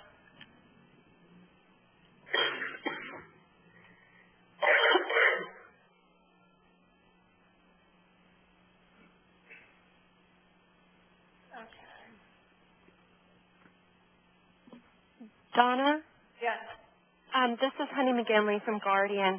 I apologize. I was checking the training manual for the D1 section, and I noticed in this year's data grid, there are 3 boxes that were not in the 2011 grid that discusses rescissions, and I'm not clear what that definition is referring to, and I could not find it in the D1 page 69 when I printed it out. You would probably have to get this information from your underwriting department. Because the rescission involves where the company has received a claim, and it could include any type of false information. Maybe they didn't disclose anything on the application for coverage. So this information will probably have to go back and be retreated from your underwriting department. So Donna, is this primarily with individual insurance where they're filling out an actual application for the coverage?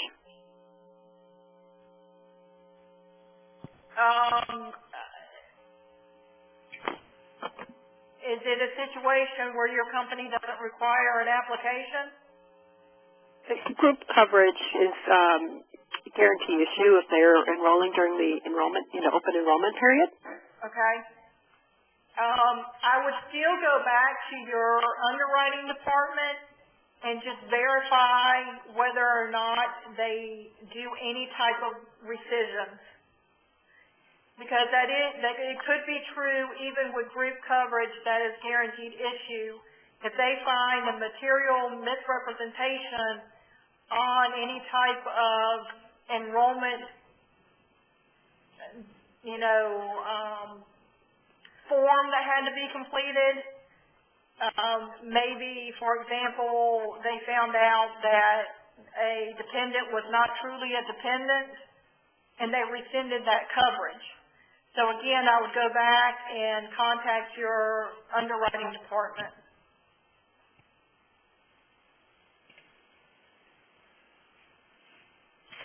And again, if it's a situation where currently your company cannot obtain this information, let us know, but we would like you to go ahead and implement a corrective action plan in order to provide this data for 2013.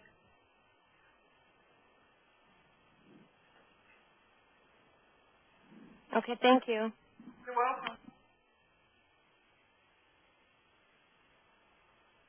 And if it's a situation, for some reason, your company does not do any type of rescission, we would need some type of letter from the company president certifying that.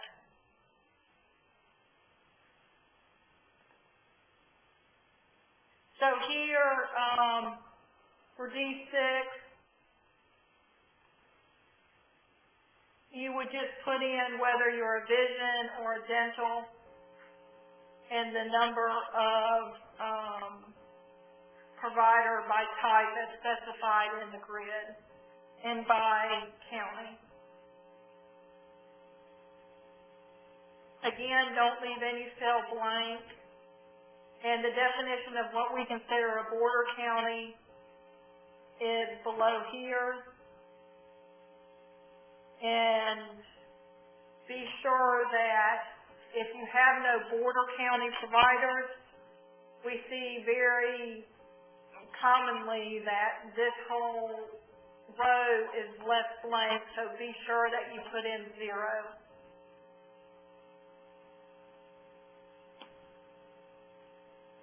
Seven is just the number of unique providers. So what we mean by that is truly do not count if the provider has multiple locations in the same county or multiple locations in different counties. So it's truly only measuring. So if Dr. Smith has 5 offices in Wake County, 10 offices in Orange County, you would only count him once.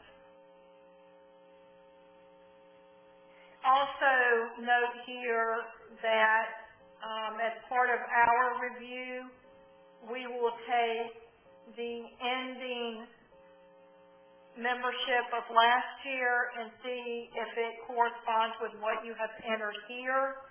If it does not, go ahead and provide an explanation that you rerun reports, and it includes retroactivity from last year's report.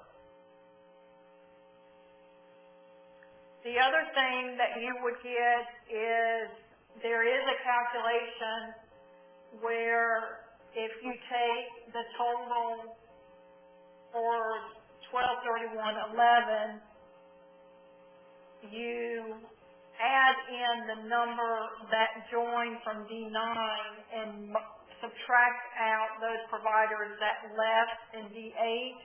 If that calculation does not match with what you have entered in for 12/31/12 count, you will receive an error. So again, go back and make sure that you entered everything properly. If you have, provide an explanation in the comment box. Donna, I'm not understanding your explanation of this. It seems contrary to the instructions. I'm reading that providers with in-network locations that are in more than one county should be counting once in each county.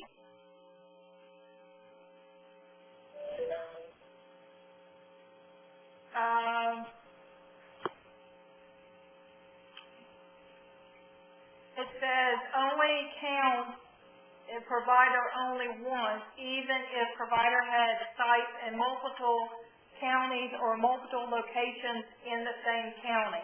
That's in parentheses.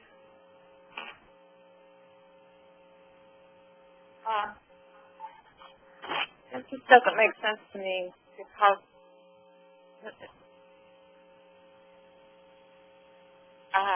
I mean, this data requirement has not changed. So what are you currently doing? well, we're counting every provider in every location because that's an access point. That's not what this grid is requiring. 7 is truly capturing the number of unique providers. We have not changed this data grid instructions from since I have been with the division, and that's been 4 years. If there might be another section that, is there another section maybe that I'm thinking of that? Yes. Okay, all right. Yeah. Donna, just... Right, because D6, you can count,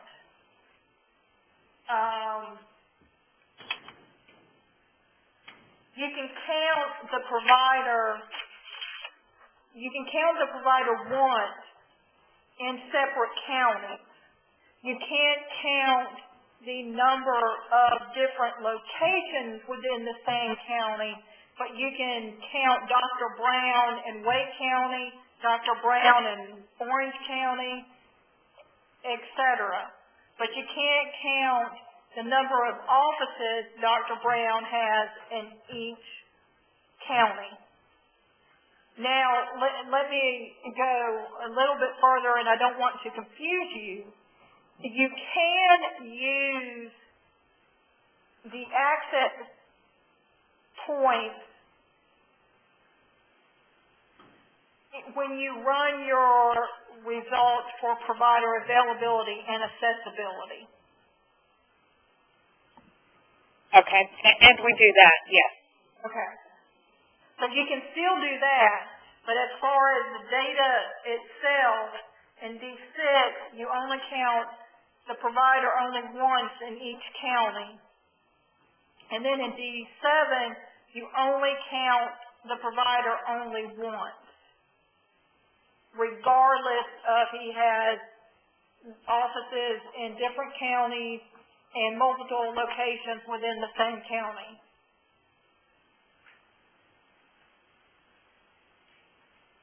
Excuse me, Donna, can I just go back to the rescissions real quick? Just a clarification on something that you had said? Yeah. And I may have heard it incorrectly, but if I had thought that you said if our company doesn't have the ability to track rescissions, we would need a certification from the company president stating that that was the fact. If we... Go ahead. I'm sorry. We don't need a certification. Just say currently we do not have that capability to track this new information, but we expect you to explain that you can put in system requirements that will allow you to track. The certification would come into play if for some reason your company does not do any rescissions at all, regardless of the situation. So we would need a certification from the president saying we do not do any rescissions, regardless of the situation and the circumstance. Okay, but if we did not have any, we would just put 0 and move on. That is correct. Okay, thank you. You're welcome. Donna, I'm back to the unique providers because how do we know which county that provider would be counted? How do we know what's primary? I mean, if they're in different counties.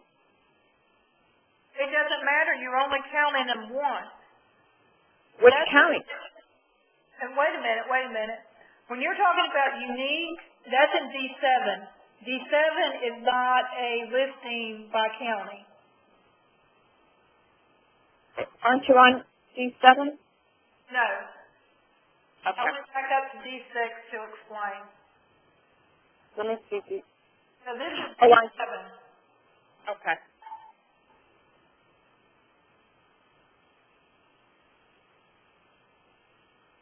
Got it. Thank you. Okay.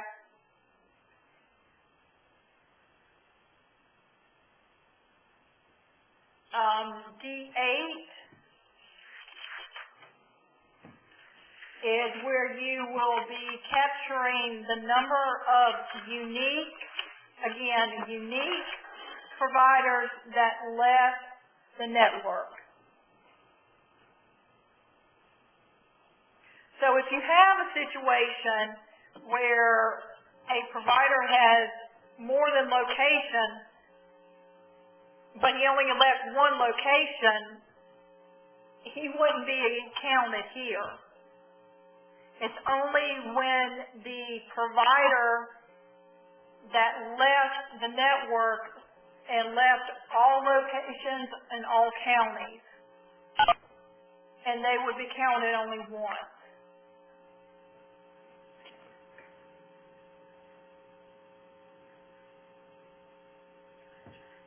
The other situation would happen is if the number of providers that left the network represents 10% or more of the total providers, you will get a message where you have to explain. And what we are looking for here is that we want to know whether or not all the terminations took place at one time or not, and if any type of corrective action was needed. So, for example, if you had a big practice to leave a county and that large practice serviced most of your members within that county, we would want to see what type of corrective action that you took, and it should take place relatively immediately so not to disrupt and harm any of your members.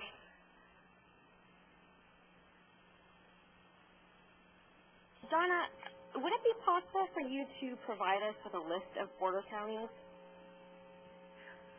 That is actually determined by each insurer. We do provide the states back up here after D6, which is South Carolina, Virginia, Georgia, but it should be, you should have in your, I would think, in your provider directory, those providers that are in or outside of North Carolina but are still considered within the North Carolina network. So your network people should be able to provide you with that information.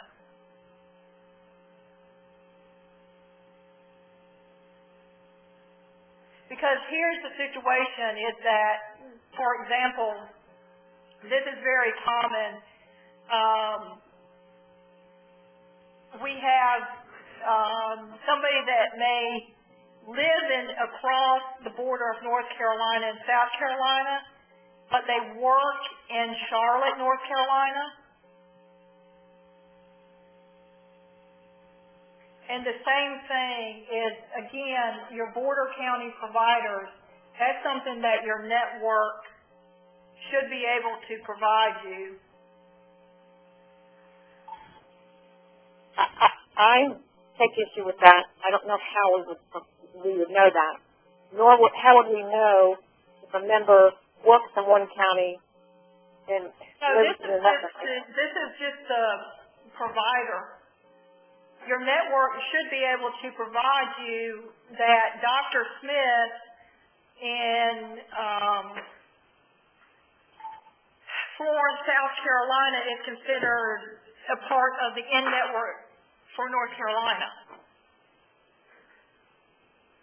Yeah, and I'm representing the network. I'm just telling you, I don't have that. We can make it up. We can look at a map. Okay, so in your provider directory, you have no border counties. And the name of the provider and the address. It's only North Carolina providers. It's North Carolina providers. Unless well, I'm not saying that it's wrong. It could be a situation where you have not contracted with any provider, county providers. Well, a North Carolina directory is a North Carolina directory. If someone requests a directory, a customized directory with border counties, we would look at a map and pull in border counties, so that's not a standard request. Anyway, I guess if they're considered, if you do have a border county provider that is considered within the North Carolina network, they should be included in your provider directory. If they're in North Carolina. No. If they are a border county provider that you have contracted with, they should be listed in the North Carolina directory. So the member knows that they could see this border county provider at the in-network rate without having to maybe travel an extra 25 miles to go into North Carolina to see another provider. Well, if they use our online directory, that happens. They put in their zip code and they pull every doctor within a certain radius, regardless of what state. Okay, but under that situation, if they saw a South Carolina provider, yeah, I'm sorry for it. how would the claim be processed?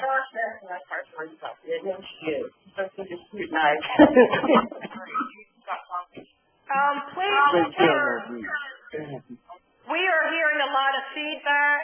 Please put your phone on mute if you're not talking. Thank you very much.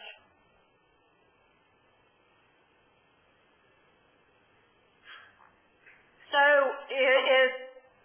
if a member saw a doctor in South Carolina, how is that processed? The same as it would be processed if the doctor was in North Carolina. There's no difference. It's just trying to figure out how to report this on your grid is going to be, and we'll have to just figure it out. Why don't you call me, and we'll discuss it in further detail after the webinar. Okay. I won't be able to call you after the webinar, but I'll touch base with you. Yes, call me sometime this afternoon if you're free. Okay. Okay, and we can kind of go through the different scenarios. Okay. And Don, I had one more quick question about this. On D7, this is a change from last year, including the border counties. We're looking at the data grid from last year, and it didn't have anything in there in the instructions about border counties. To be honest with you, the data should have always included border counties, because if they are considered in the North Carolina network, they should be reported. The reason why we put that in there is to make sure that all filers are including that data in their annual filing submission. Got it. And we have no problem including the border counties. I just wanted to, I think what our data folks are concerned about is that the counts may not match. So do you want us just to include an explanation there that it was not in the instructions from the previous year, but it'll be included going forward? Absolutely. Okay, that's what we'll do. Thank you. Okay. And that's, kind of like a general message here is that as the insurer, if you see where there are discrepancies between last year and this year, please go ahead and provide an explanation. That will cut down on any type of back and forth communication that we have to do with each other. The other important thing for D8 is the way that we have defined involuntary and voluntary termination. Please be sure that your system is set up to correspond with our definition.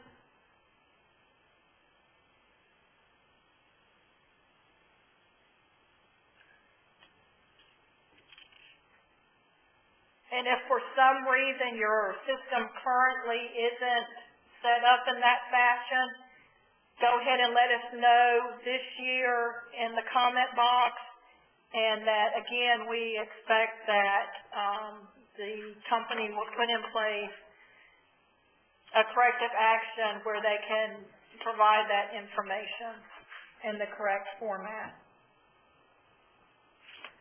D9 is very simple. Is that you enter in the number of unique, again, unique, so 7, 8, and 9 are unique providers. One thing in regards to the vision filers out there, do not include any retail store employees.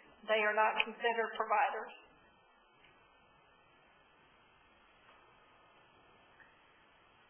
Okay, now we get into the meat and the potatoes, provider availability and accessibility. Again, you would want to address if the plan sets the target, you would say either yes or no. In the delegated grid, the question would be, does a delegated entity set the standards, yes or no? So if it's yes, you would enter in the geographic area in the shaded column and input the network density standard.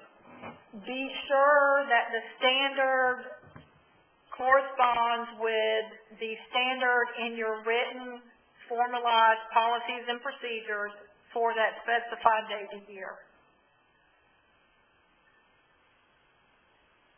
And again, kind of going back to this situation, if in your written policies and procedures, if it's spelled out that all provider types, here's the standard, please indicate that all the standards are based on all provider types.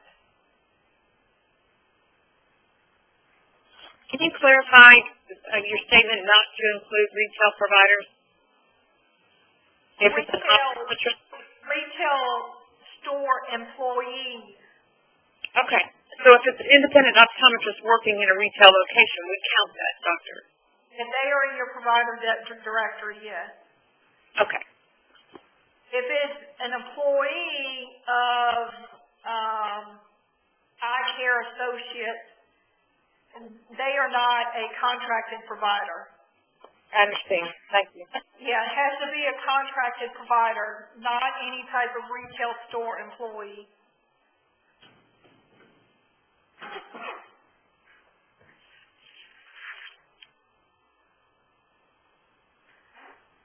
I don't think that we have had this issue lately, but please be sure when you're inputting your target that we cannot interpret or convert any type of target. Please be sure that it is truly specified and matches with the policies and procedures. And when you're entering the geographic area, make sure that the area is meaningful. Sometimes I know that network density is more on a statewide basis versus a breakdown of your suburban and urban and rural areas. Your standards should be in a form of a ratio or spelled out, so it could be like 2:100, which means that you have 2 providers for every 100 members.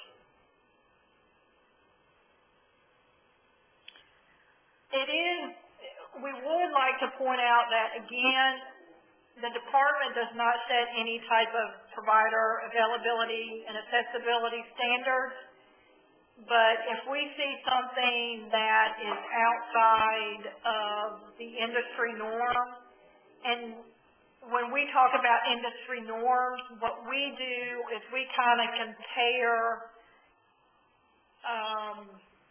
similar size filers with membership and the providers. So if we have a similar size, 2 similar size filers with the membership in the network, but one has a standard of 2 providers for every 100, and the other one has 1 provider for every 10,000, we would probably kind of question as to how you developed that standard. We have also seen where standards have been set by using North Carolina census data and the number of total, for example, general dentists that are licensed across North Carolina. Usually those standards are too broad and they need to be more specific to the situation.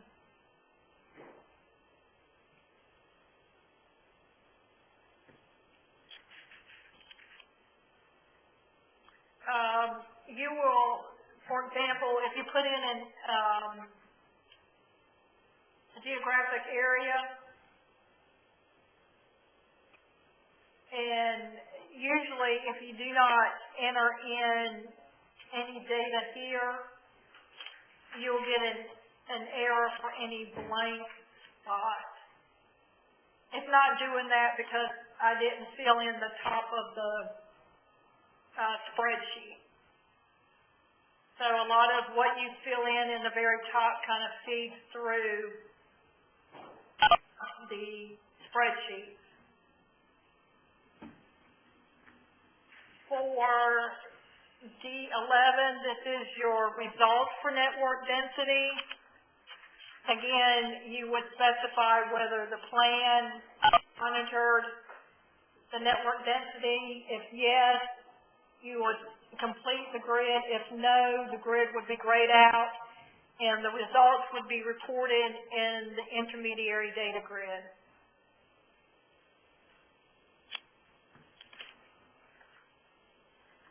Again, we do not convert or interpret any type of results. When you enter in your geographic areas for D11, they have to match with D10. Also, be sure when you're reporting your results that you are reporting it in the same manner as your set target in D10. So if your target in D10 is based on per 1,000 members, be sure that your result is converted back to that ratio. Again, the results have to be as of December 31st. We've already touched on this, that you don't have to run the report exactly on that date, but when you run the report, to use that as your ending date or an effective date, however you run your reports. You also see where you have two options here. We want to disclose the actual calculation for each of the results that you report, or you can provide a copy of the actual report itself. Just be sure that the department understands how the results in the report were calculated. Again, we're doing this because there's been situations where we have found that the network density is being provided or being calculated on a national level or regional level. It has to be based on each plan's membership and the North Carolina contracted providers, and again, the membership and the providers include border counties, excuse me.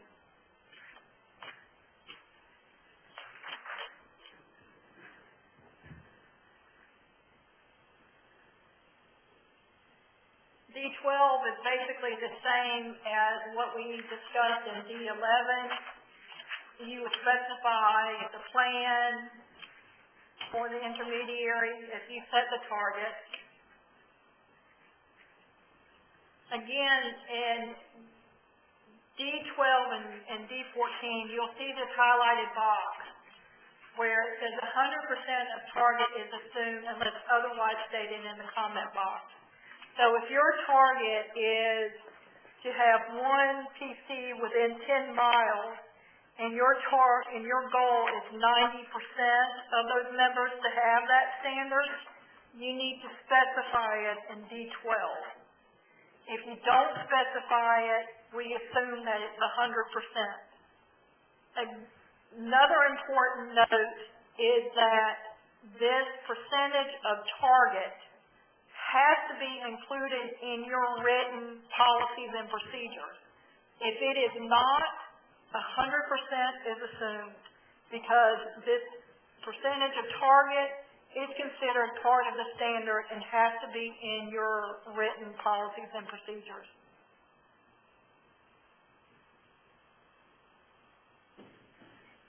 Again, specify your geographical area, make sure it's meaningful.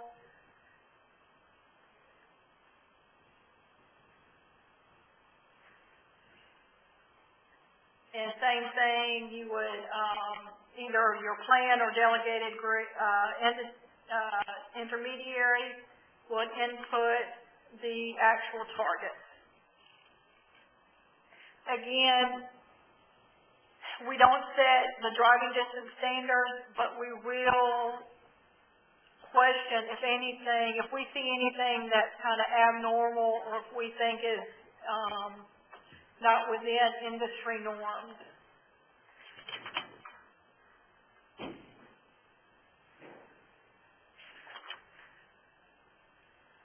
D13.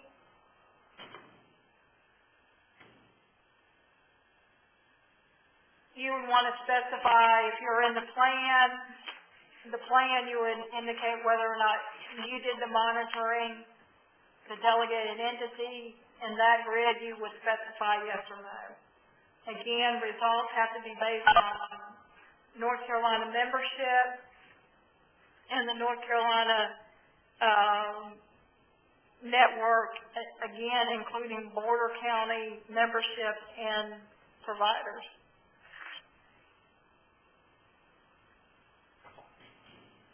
And you record the percentage of those members that fell within the target specified in D12. So again, as we were talking in the certification, be sure that in your certification, either your C8 or C9, any missed target has to be disclosed. Whether or not you missed it by 1 percentage point, still acknowledge it in the certification. The only thing that has changed this year is that we want to know how the driving distance standards were developed. Specify if they were based on your members, employees, etc. If it was based on the home or work address, and then in regards to the provider data, here again, you can take the total count in D6 or the unique count in D7, or as we were mentioned before, you can actually take the total number of access points, which means you can count the provider in as many of locations he has and as many offices. But we just need to know how you calculated the results.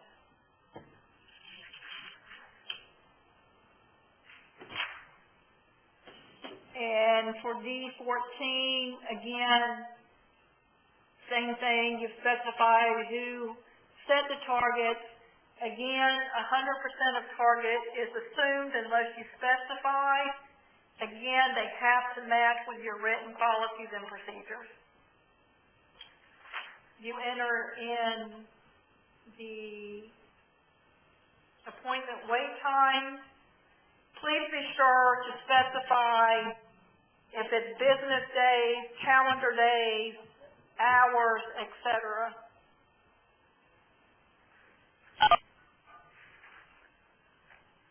D15, again, you would indicate whether or not the plan or the delegated entity monitored the results. And again, when we're talking about the results, it goes back to what's included in the certification. Who actually ran the report and furnished the report to support the results that are being reported in the annual filing. So if the plan runs the report, the results are included in the plan. If the intermediary is running the report and then furnishing it to the plan, the results are recorded in the intermediary's delegated grid.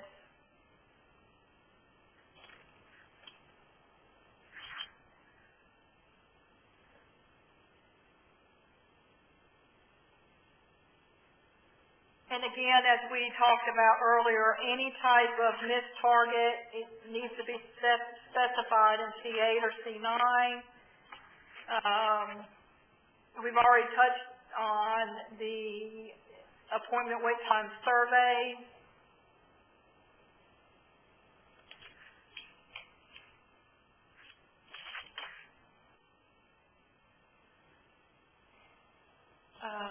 Okay, and then for D16, this is completed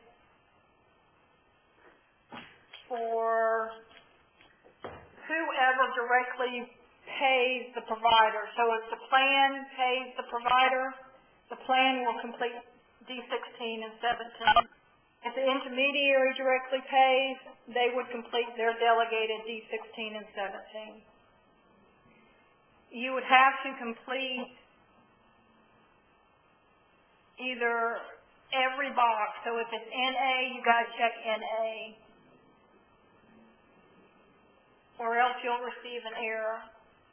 For the fee for service, you would indicate what type, without, with, or both, for withhold or bonus. You would want to complete any non-shaded area. Any shaded area, again, please do not put any input. You would report the percentage of under each compensation mile based on the providers in D7. If you have a situation where it includes withhold or bonus, you would put the bonus percentage range in D17.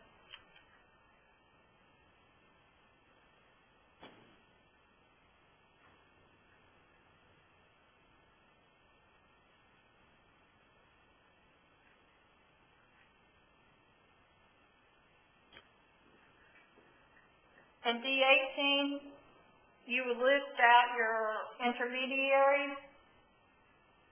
Make sure you put the contract form number. This is a contract form number that was filed with Life and Health, and it would be in your lower left-hand corner of that document. It is not the policy form number. You would indicate whether or not the contract is active, inactive, or new. If it's inactive, if you check that box, you'll get a field where you have to provide the termination date. If it's new, you'll get fields where you put in the CERF tracking number and the approval of that CERF Life and Health filing. You would provide the mailing address, and you would check off the applicable delegated activities. So, intermediary, if they provide provider contracting, although we do understand that provider contracting is not specified in the C7 certification, this is just for purposes of our exam team. If your company is ever recommended for an exam, they will know that they also do provider contracting, or credentialing, I'm sorry. And then availability and accessibility.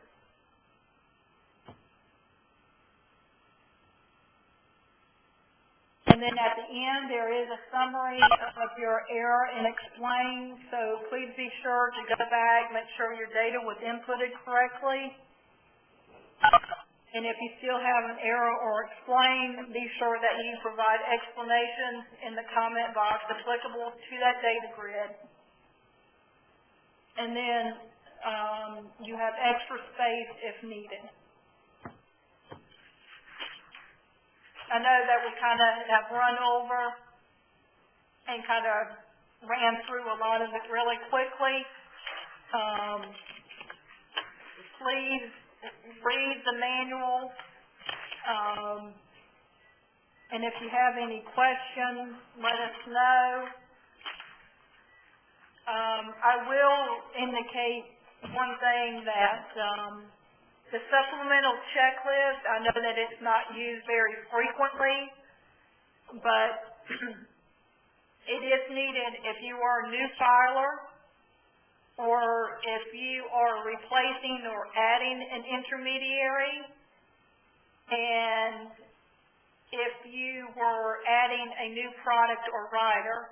For example, if you were a dental provider and decided to provide a vision rider to all members, you would have to complete the supplemental checklist.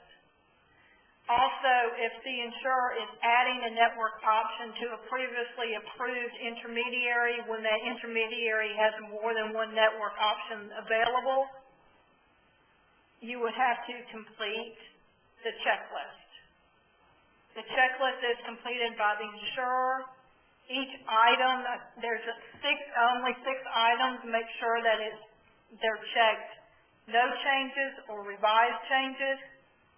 If there is no change, we need a certification from a company officer indicating that there has been no change to those applicable items.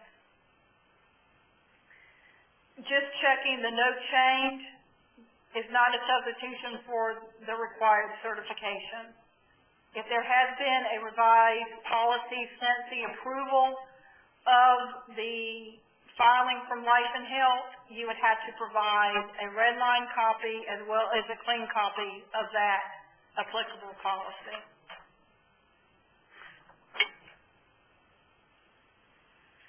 The only thing that, I don't know if it would really come into play with a single service, but if you do have a situation where you have a new rider and it's not going to be offered to all members, is more or less on a limited basis, maybe you only offer it to groups of a certain size, then we would need to know that how the rider is going to be marketed in North Carolina, that it's not going to be accessible or available to all members. It's only going to be used under special circumstances. We would need a letter to put in our records. And in that situation, you would not have to complete any of the annual filing requirements for that rider. However, if at any time the marketing strategy for that restricted rider opens up to all members of North Carolina, then the annual filing requirements would be applicable in the upcoming year or subsequent year based on the effective date when that offering became available to all members.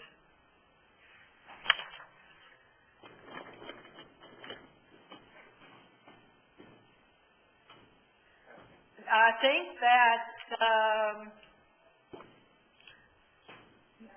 that concludes the webinar. Does anybody have any questions? Hi, Donna. I just wanted to go back to D1 on the grid. The questions that we were talking about earlier pertaining to rescissions. I thought I heard you say that if the company does not perform rescissions, if it's not part of the certificate of coverage, do we still have to have a certification from the president of the company certifying that we don't do this? Yes. That way we would have it on record, and we know that those columns are not going to be applicable to your annual filing. Okay. And again, where would we find the definition of a rescission? Is that in the code? Usually, again, I would refer you back to your underwriting department. Your underwriting department is usually the ones that handle any type of rescission. Well, but there's no individual underwriting for group coverage unless it's a late applicant. So we have no underwriting, basically. Okay, but what I'm saying is that what if you found out that they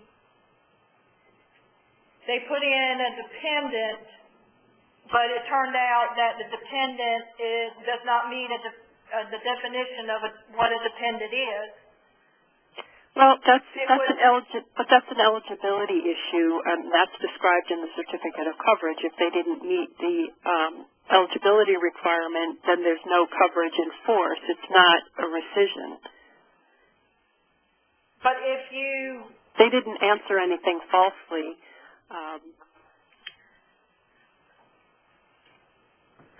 So I'm trying to get clarification on that so that we're all on the same page with what you're looking for.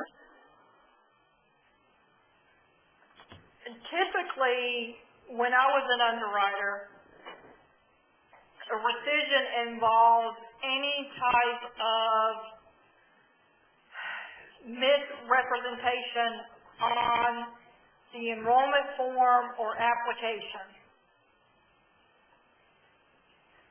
Well, and it usually will have to go through to make sure that, it wasn't intentional before we rescind coverage. So in this situation,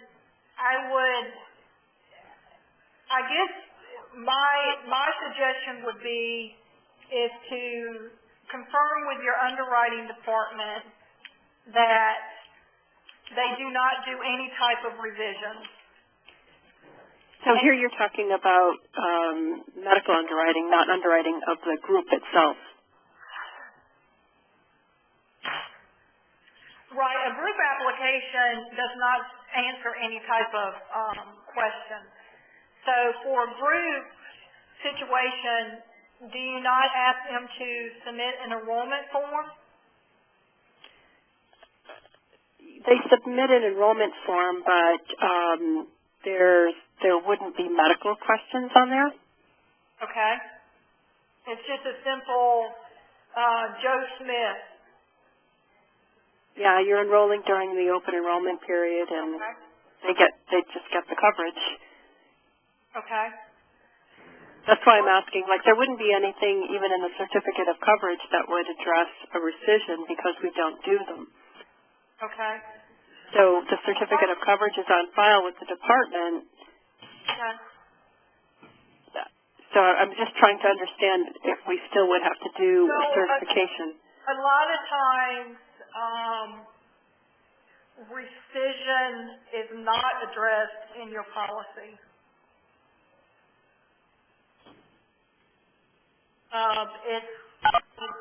It could be a disclosure on the application or enrollment form.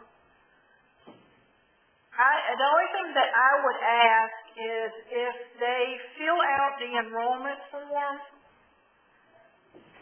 and they list dependents and come to find out they fraudulently listed people that were not, that met the definition of a dependent, would the company consider that a rescission versus a termination? Yeah, it would be no coverage in force because they weren't eligible. But how it's not a rescission because claims would never have been paid or considered. But it doesn't necessarily have to be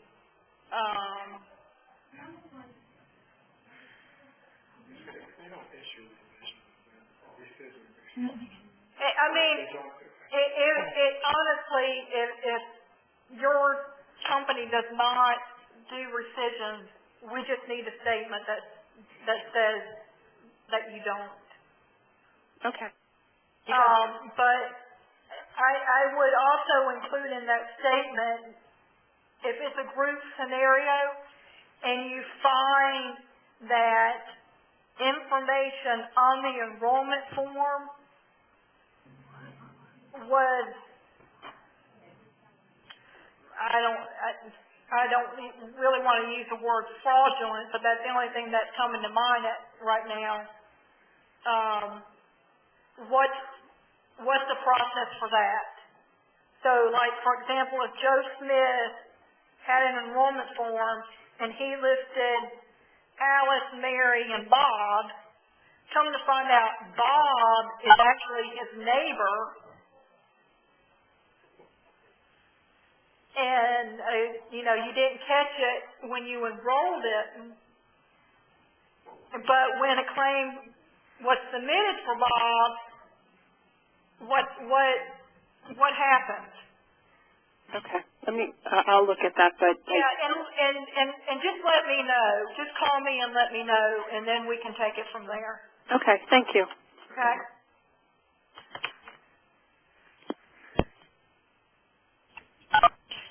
And Donna? Yes.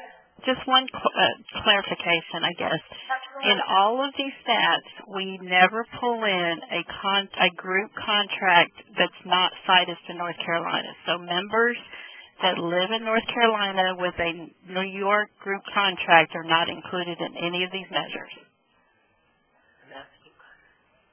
If they are living in New York and not for some reason. No. They're living in North Carolina, but their group contract is cited in New York. Yes, you would include them. If they are living in North Carolina and using the North Carolina network for services, they should be accounted for.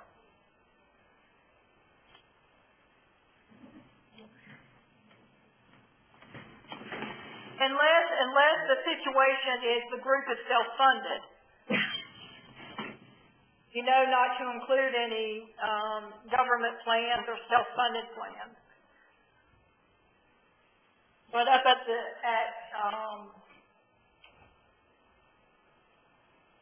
D1, it does indicate that include those living outside of the state under a group contract status.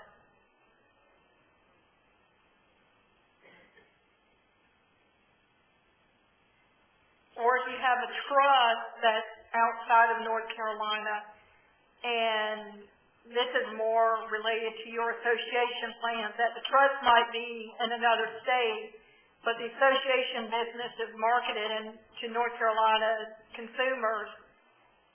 Those insurers that sign up for that coverage have to be included as well.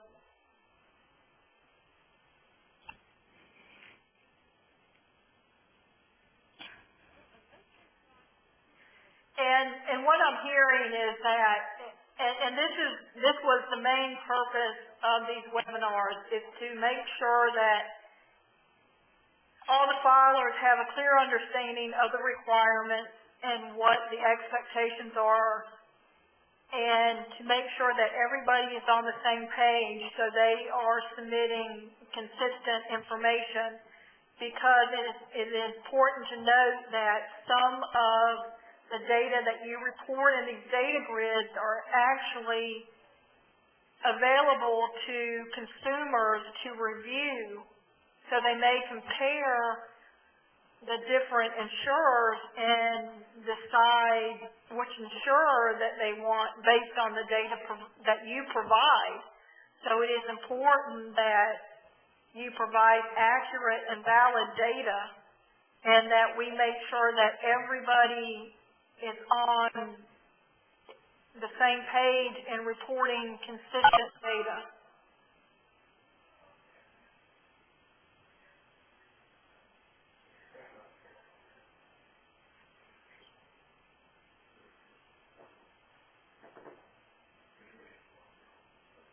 Does anybody have any other questions? I just need to clarify one more time. So D1 says report commercial insured membership only. So you're looking at North Carolina, physically live or work in North Carolina plus the border counties. And then you also want us to add group contract status in North Carolina but have members living out of state. It is a little confusing, and maybe we can clarify that, because after that it says including membership covered under individual and group contract status in North Carolina, including those living outside of North Carolina. Also include membership covered under group trust master contract status out of state but marketed to North Carolina residents.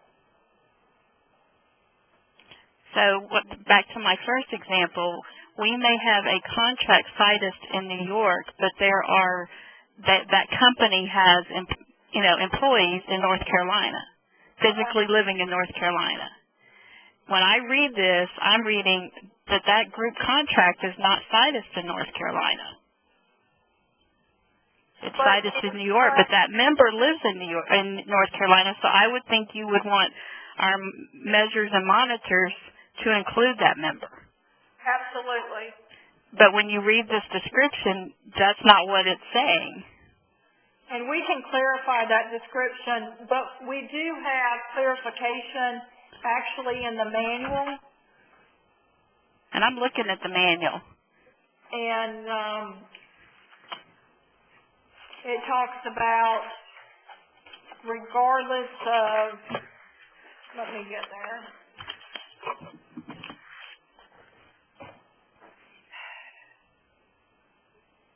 Okay. Also include membership covered under group trust master contracts. Okay, I'm not even going there. I'm just staying in the group contract, the first two sentences. Right, but this is kind of a continuation. Also include membership covered under group trust master contracts. And maybe we should say group/trust sites outside of North Carolina but marketed to North Carolina residents. So bottom line, back to my statement, you want us to include all North Carolina membership that lives, works, resides within the state, plus if there is a group contract situs in North Carolina with members in New York, we would then put them in the bucket out-of-state members.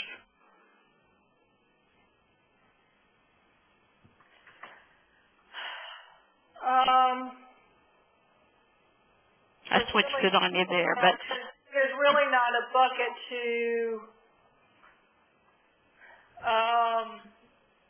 for that scenario because D1 has the out-of-state. Right. So that would be if you have a North Carolina situs contract, but the member is in New York, they would fall in that out-of-state bucket.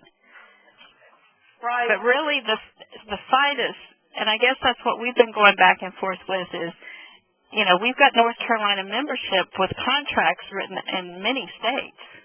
Right. And are you administering the benefits based on North Carolina statutes and laws? Yes. Mm-hmm. Because really, we don't have even in D2, we don't really,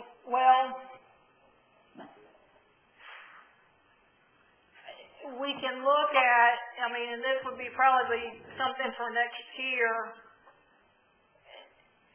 having a separate bucket for that situation, but for this year, is it possible where you can capture the member within the county in which they reside in? Because the other two buckets are NC members living in border counties, which is right. So you would include them in the particular county that they live in.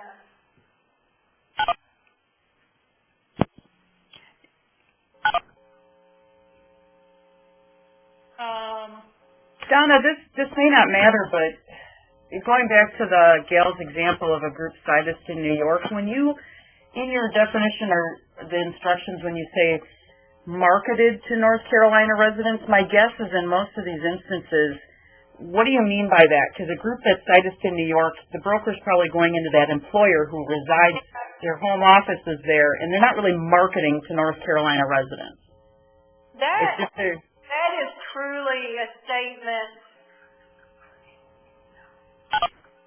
And that is, when we talk about group trust, that scenario is more for association plans. And you have association plans that are set up outside of North Carolina, and then they market the policy through the association to North Carolina residents. Okay, so what really needs to be added to this section is just the additional group situs outside of the state. Right, the clarification of the group situs. So okay. What we will do is, for this year, we would go ahead, we'll go ahead and put in some instructions and send that out to you, but we probably will not revise the data grids until next year, but we'll put some instructions together and do a mass email out to everybody. Much appreciated. Thank you. Okay. And then next year, we'll clean up that language in D1.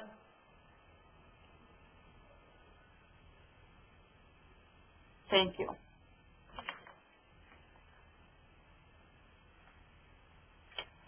Because you're right, it does, and again, this is language that, unfortunately, I inherited. So, have you been capturing that data in the past? We have been confused. You know, we have, you know, initially going back 5-6 years ago, we were looking at membership physically in North Carolina and those border counties. And then last year, the year before, there was some redirection where it was seemed to focus only on CITUS contracts. And, you know, which really didn't make sense with me and has bugged me because you're like, okay, you were there to monitor your membership that lives, works, resides in North Carolina. And it's like they were being taken out of the mix. And but if when you read this, that's the way it sounds. You know, so anyway. It has been all over the place. Trying to do the right thing. Yeah. So there is no instructions for groups that are cited outside of the state.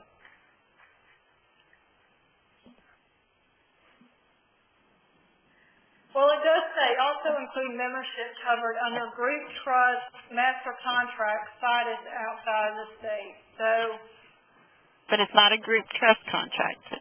Right, and I think that's where it's being tripped up, that we need to add group contracts as well as trust, because, like I was saying, there usually is two different things.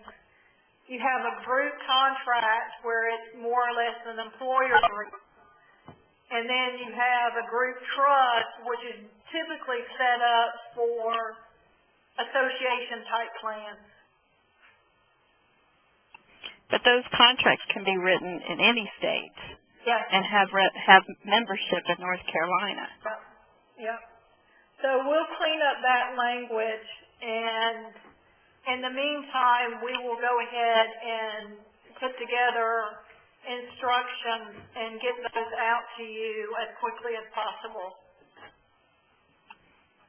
Again, thank you. So thank you for bringing that to our attention.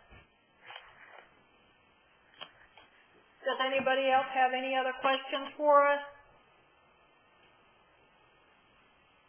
And again, I truly appreciate everybody's participation and truly apologize for all the confusion and setting this webinar up. It was certainly a hectic time for us, but we do appreciate your involvement.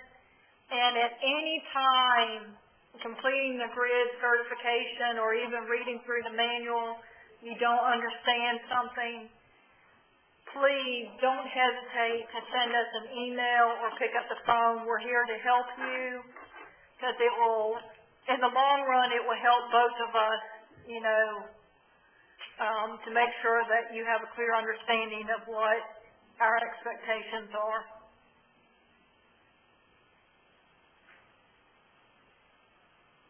So if nobody has any other questions, we'll go ahead and conclude the webinar. Thank you. Thank you. Everybody have a good day. Thank you. You too.